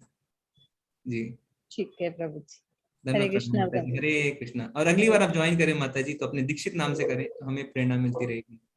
ठीक है प्रभु जी, मेरा दीक्षित नाम अनुसुईया दासी है प्रभु जी। हरि बोल माता जी, हरि बोल। माता जी बहुत ही सीनियर भक्त हैं, 18 साल से भक्ति कर रहे हैं, तो हमें वैष्णव है ना, सीनियर वैष्णव का आशीर्वाद लेना चाहिए। माता जी अपना आशीर्वाद बनाए रखें। हरे कृष्ण। हरे कृष्णा प्रभु जी। हरे कृष्ण माता जी, दंडवत प्रणाम।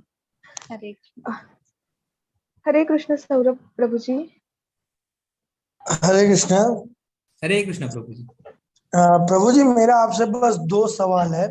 एक सवाल ये है कि जब हम माला जपने बैठते हैं तो उस समय तो शांति का माहौल बना रहता है, लेकिन अचानक से प्रभु जी ना, सब लोग मतलब भौतिक जगत में जैसा आप बताए उनको, मैं सुना कि प्रभु जी मजाक खूब उड़ाते हैं कि आप माला क्यों जप रहे हो, क्यों ऐसा वैसा।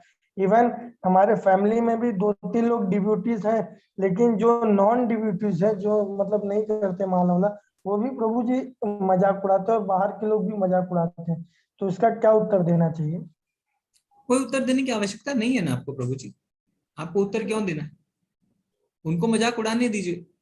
एक दिन ऐसा आएगा वो आपसे पूछेंगे कि अच्छा माला कैसे करते हैं, थोड़ा बताइए। क्योंकि घूम फिर के हमें इस तरफ आना ही पड़ेगा, हमारे पास कोई उपाय नहीं है। हम जितना ज्यादा समय नष्ट करेंगे भक्ति में आने के लिए, उतने ज्यादा हम इधर उधर भटकते रहेंगे, कष्टों को लेते रहेंगे, और कोई उपाय नहीं है। तो आपको दूसरे की चिंता नहीं करनी है। भक्ति में जब हम आगे बढ़ते हैं थोड़ी अड़चने आती हैं, और ये भगवान देखते भी हैं कि कितना, देखिए भक्त जो होता है भगवान उसके भक्त बन जाते हैं, इस बात को हमें समझना है। भगवान भक्ति क्यों नहीं देते आसानी से? क्योंकि भगवान भक्त के भक्त बन जाते हैं। अर्जुन के सारथी बन गए, है ना, सबरी के झूठे बेर खा लिए उन्होंने, तो भक्त के भक्त बन जाते हैं। सुदामा के चरण धो दिए उन्होंने। तो जब वो अपना जो हृदय दे देते हैं भक्त को, तो ऐसे किसी को नहीं देते ना, पूरा परख के देते हैं कि ये टिकेगा कि नहीं टिकेगा, कि ये खाली अपने कष्टों से निवारण के लिए आया मेरे पास, या ये मुझे सच में प्रेम करता है। तो ये सब कष्ट तो आते रहेंगे, बहुत छोटी छोटी चीजें हैं प्रभु जी, इसमें ध्यान मत दीजिए, आप बढ़ते रहिए आगे, ठीक है। और उनके प्रति कोई द्वेष भी पैदा मत करिए अपने मन में, उन पे हम दया कर सकते हैं कि भगवान इन्हें आप सद्बुद्धि दीजिए, क्योंकि आपके नाम के अलावा हमें कोई भी उद्धार नहीं करा सकता हमारा, तो इन्हें भी आप उद्धार के रास्ते पे लाएं, इनका भी उद्धार करें, इन्हें जल्दी से जल्दी बुद्धि दें, ठीक है प्रभु जी। और आपसे बन सके तो आप उन्हें अपने साथ मंदिर लेके जाइए, उनके सामने थोड़ा जप करिए, उन्हें प्रसाद खिलाइए, जिससे उनकी बुद्धि भी जो है धीरे धीरे भगवान की ओर लग सके, ठीक है। ठीक है प्रभु जी, लेकिन जब जपने बैठूंगा ना प्रभु जी, मंदिर उंदिर तो जाते हैं, लेकिन जब जपने बैठूंगा तभी वो प्रभु जी वो डिस्टर्ब करते हैं, और न चाहते हुए भी हमें बोलना पड़ता है, तो ऐसा वो कार्य कर देती, तो इसका समाधान पूछ रहा था। नहीं, आप बोलने की आवश्यकता नहीं है आपको, है ना। अगर आप जिस समय पे आपको लगता है वो, आप अपना थोड़ा सा समय चेंज कर लीजिए, जब वो इधर उधर हैं, जब वो सो रहे हैं, जल्दी उठ के कर लीजिए। तो हमें वो सारे कार्य करने जो हमें अपनी भक्ति में आगे बढ़ाएं, है ना। तो अगर आपको लगता है कि वो आपको डिस्टर्ब कर रहे हैं, तो आप उनसे कोई लड़ाई झगड़ा नहीं करें, कोई द्वेष नहीं करें, आप अपना समय बदल लें, आप सवेरे जल्दी उठ के करें, तो उनको फिर क्या रहेगा कि उनको पता चलेगा कि ये मुझसे द्वेष नहीं कर रहा है, ये मुझसे बातें भी कर रहा है, मेरी बातें सुन भी रहा है, पर अपनी भक्ति भी नहीं छोड़ रहा है, यानी ये गंभीर है। तो फिर धीरे धीरे वो आपकी सहायता करेंगे और शायद खुद भी भक्ति में आ जाए। पर अगर हम उनको चैलेंज करेंगे, उनको नीचा दिखाएंगे, और अगर हम अहंकार करेंगे अपनी भक्ति पे कि देखो मैं तो माला करता हूँ, तुम तो कुछ नहीं करते, ये गलत हो जाएगा, ऐसा हमें नहीं करना है, ठीक है। हमें उनको स्पेस देके, उनको कंफर्ट देते हुए, हम जिस चीज के लिए गंभीर हैं वो बताने कि मैं गंभीर हूँ इस चीज के लिए, मुझे आप करने दीजिए, मैं आपको कोई डिस्टर्बेंस नहीं होने दूंगा। फिर धीरे धीरे वो आपकी सहायता करेंगे और शायद खुद भी भक्ति में आ जाएंगे, ठीक है। धन्यवाद प्रभु जी, हरे कृष्णा। धन्यवाद, प्रणाम प्रभु जी, हरे कृष्ण। हरे कृष्ण विवेक प्रभु जी। हरे कृष्ण विवेक प्रभु जी।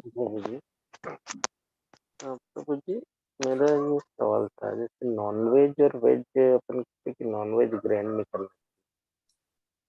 प्रभु जी आपकी आवाज नहीं आ रही। हेलो जी जी प्रभु जी, जैसे मतलब हिंदू धर्म के हिसाब से ये मान्यता है कि पेड़ पौधों में भी जान है और जानवरों में भी जान है, इंसानों में, सभी में प्राण है एक प्रकार से। तो ओनली नॉनवेज खाना मतलब क्यों गलत है? जैसे अपन जो सब्जी भाजी खाते हैं तो वो भी एक प्रकार से पेड़ पौधे अपन काट के ही खाते हैं। जी जी जी। तो क्या होता है ना प्रभु जी, इसमें जो जानवर है वो आपके पास आता है, आप उसे पहले पालते हैं, उसे खिलाते हैं, उसको बड़ा करते हैं, तो वो जब आपके पास आता है ना, वो बहुत संतुष्ट रहता है कि मुझे इस व्यक्ति का आश्रय मिला। जैसे कोई गाय है ना, या कोई बकरी है, या कोई चिकन है, जो भी है, उनको लगता है कि मुझे इस व्यक्ति का आश्रय मिला, ये मुझे खिलाता है ना, मुझे मेरी देखभाल करता है। फिर अचानक आप जब उसे काट देते हैं तो उसे एक धक्का लगता है, एक शॉक लगता है कि मैंने जिसका आश्रय लिया उसने मुझे काट दिया। तो ये बहुत बड़ा पाप है। इस पाप से हमें क्या गति प्राप्त होगी हम सोच भी नहीं सकते हैं। हम, अगर आप गरुड़ पुराण वगैरह पढ़ेंगे ना, तो आपको पता चलेगा कि इन सब गलतियों के कारण हमारा कितना कितना ज्यादा हम नीचे गिर सकते हैं। आप मान लीजिए ना, आप किसी के आश्रय में जाते हैं, आप मान लीजिए आपकी ऐसी अवस्था हो जाती है किसी की भी कि अब वो किसी के आश्रय में जाता है और वो व्यक्ति आपको साल भर तो आश्रय देता है, पर अंत में आपके साथ ऐसा कुछ बुरा कर देता है, आपको झटका लग जाता है, आपको लगता है मैंने इसका आश्रय लिया और इसने मेरे साथ ऐसा कर दिया, तो उस पाप से हम मुक्त नहीं हो सकते, ठीक है। तो ये उस चीज से रिलेटेड है, हमें कभी भी जो है नॉनवेज नहीं खाना चाहिए, उससे हमारा चित्त और हमारा मन इतना ज्यादा गंदा भी हो जाता है। और साइंटिफिक रीजन तो बहुत सारे हैं कि साइंटिफिक रीजन क्या है, अगर हम अनाज वगैरह खाएंगे तो कभी भी पूरे विश्व में जो है खाने की कमी नहीं पड़ेगी। क्यों? क्योंकि एक जानवर को हम खाते हैं तो हो सकता है 10-12 आदमी उसे खा पाए, पर फिर क्या होता है, अगर हम अनाज खाते हैं, ठीक है, तो अनाज अगर हम खाते हैं तो उसी अनाज में, उसी सेम क्वांटिटी में बहुत सारे लोग अनाज खा सकते हैं, ठीक है। तो ये चीज हो गया प्रभु जी नॉनवेज का। अब पेड़ पौधों में क्या होता है, जो फल इत्यादि हम खाते हैं, जो सब्जियां उगती है वो हम खाते हैं, उसके लिए हम कोई पेड़ को काटना तो हमें नहीं पड़ता है। अगर हम उस फलों को नहीं तोड़ेंगे या सब्जियों को नहीं तोड़ेंगे तो वो वैसे भी गिरेंगे और नीचे नष्ट होंगे, उसको हम खा सकते हैं। और दूसरी बात क्या आती है कि जब हम दूध इत्यादि है ना, कई लोग दूध के लिए भी बोलते हैं, जैसे अभी वेगान चला हुआ है ना, वो दूध भी नहीं लेते हैं, वो कहते हैं नहीं दूध में भी पता नहीं क्या है, नहीं है। तो शास्त्र क्या कहते हैं कि दूध है या सब्जियां हैं, फल हैं, जब हम भगवान को अर्पित करते हैं, भगवान को भोग लगाते हैं, तो उसमें जो बाकी कर्म है वो भी जो है कट जाते हैं। और शास्त्र में हम देखते हैं कि भगवान जो है मक्खन खाते हैं, दूध पीते हैं, भगवान के पास 9 लाख गायें थी, तो भगवान गलत नहीं कर रहे हैं, तो हम उस चीज में उनको चैलेंज नहीं कर सकते हैं, ठीक है। पर नॉनवेज का सिर्फ ऐसा नहीं है, नॉनवेज का बहुत अलग भी कारण है, जैसा मैंने बताया। और एक और कारण क्या है, परीक्षित महाराज ने जब इनको हराया था कलयुग को, तो कलयुग ने कहा था जहां पे मांस भक्षण होता है मैं वहां रहूंगा, तो ये भी कारण बनता है प्रभु जी। तो बहुत सारे कारण है जिससे हमें नॉनवेज नहीं खाना चाहिए। ओके, हरे कृष्ण प्रभु जी। माता जी मैं चैट से ले लूं, एक प्रश्न है। जी जी प्रभु जी। माता जी कह रहे हैं कि मैंने कभी किसी का बुरा नहीं किया, पर मुझे शुगर, बीपी इत्यादि की समस्या है। माता जी हमने जैसे बार बार चर्चा करी है कि हमें पूरी पिक्चर नहीं पता है ना, और शायद इस जन्म के बारे में पता, उसमें भी हम बहुत ज्यादा बायस्ड रहते हैं खुद के प्रति। मतलब अगर हमने सच में भी कुछ गलत किया तो हम खुद ही अपने आप को जज करते हैं, नहीं ये तो इतना बुरा नहीं था, अच्छा इसके कारण तो मेरे को ये सजा नहीं मिली होगी, तो हम खुद ही अपने आप को जज करते हैं। अभी दूसरा कोई छोटे से छोटा कार्य करता है तो हम क्या बोलते हैं, हाँ इसको साथ अच्छा हुआ, इसने ऐसा किया, पर हम खुद कुछ करेंगे ये इतनी बड़ी थोड़ी गलती थी, तो हम अपने आप को जज नहीं कर सकते। तो हम कर्म पे हमारे अधिकार होते हैं, फल पे नहीं। तो किस कर्म के हमें क्या फल मिलेंगे हमें नहीं पता है, और पिछले जन्म में हम क्या क्या करके आए हुए हमें कुछ नहीं पता माता जी, ठीक है। तो जो हमारे साथ हो रहा है, पहली बात आप जान के रखिए वो गलत नहीं हो रहा है, क्योंकि भगवान कहते हैं मैं तुम्हारा हितैषी हूं ना, तो हमें हमारे साथ जो हो रहा है वो ठीक हो रहा है, जिससे हम सुधर सकें आगे। भक्त की भावना क्या होती है कि भगवान अगर मैंने कोई गलती करी है तो मुझे पनिशमेंट दीजिए, जब मैं सुधर सकूं आगे के लिए। अगर मैं नहीं सुधरूंगा तो मैं आपके पास पहुंचूंगा कैसे, शुद्ध कैसे बनूंगा, ठीक है। सौरभ प्रभु जी, नहीं माता जी का, सौरभ प्रभु जी पूछ रहे हैं कि दीक्षा ले लेते हैं, प्याज लहसुन की सेवा और क्या नहीं करते। तो इसमें प्रभु जी 4 नियम है ना, जैसे नॉनवेज नहीं खाना है, तो नॉनवेज में मांस वगैरह तो आता ही है, प्याज लहसुन मसूर की दाल इत्यादि भी आ जाते हैं। फिर आपको जो है नशा नहीं करना है, फिर उसके बाद आपको जुआ नहीं खेलना है, और आपको अवैध संबंध नहीं रखना है। ये 4 नियम होते हैं, और 16 मालाएं करनी है, ठीक है। 16 मालाएं, कम से कम 16 मालाएं करनी है। तो ये जो है हाई लेवल आपको जो फॉलो करना है वो है प्रभु जी। माता जी कह रहे मैं योगा इंस्ट्रक्टर हूँ, तो मैंने योग मार्ग पे भी बहुत चेंज किया है खुद को, फिजिकली मेंटली मुझे ध्यान में भी अच्छा लगता है और भक्ति में भी आनंद आता है, तो मैं सही हूँ या कुछ और इम्प्रूवमेंट की नीड है। तो माता जी जो आप कर रहे हैं वो करते रहिए, पर भक्ति को आप अपने जीवन में जोड़ते रहिए, है ना। भक्ति जैसे जैसे आप आगे करेंगे तो क्या होता है, जब हम आगे बढ़ते हैं तो भगवान खुद हमारे हृदय में चैत्य गुरु के रूप में हमारा मार्गदर्शन करते हैं कि क्या सही है क्या गलत है, ठीक है। और हमेशा भक्तों के संग में रहिए, हमेशा गुरु के आश्रय में रहिए, और हमेशा शास्त्रों को पढ़ते रहिए, तो इससे हमें पता चलता रहेगा कि क्या सही है और क्या गलत है। हरे कृष्णा माता जी, आखिरी हैंड हो गया ना? नहीं हुआ है ना? विवेक प्रभु जी का तो हो गया। हो गया। अभी हमने विवेक प्रभु जी से बात करी थी। जी जी जी ठीक है, तो फिर आप सबका प्रश्न हो गया, तो आप छठे अध्याय का 47वां श्लोक जो है आप अभ्यास करके आ सकते हैं, जिसमें भगवान बताते हैं कि सर्वश्रेष्ठ योगी कौन सा है। तो आज हम चलते हैं, फिर हम कल मिलेंगे। वांछा कल्पतरूपस्य कृपा सिंधु एव च पतितानां पावनेभ्यो वैष्णवेभ्यो नमो नमः। अनंत कोटि वैष्णव वृंद की जय, श्री प्रभुपाद की जय। हरे कृष्ण, सभी को दंडवत प्रणाम। हरे कृष्ण प्रभु जी, दंडवत प्रणाम। हरे कृष्णा प्रभु जी। हरे कृष्ण प्रभु जी।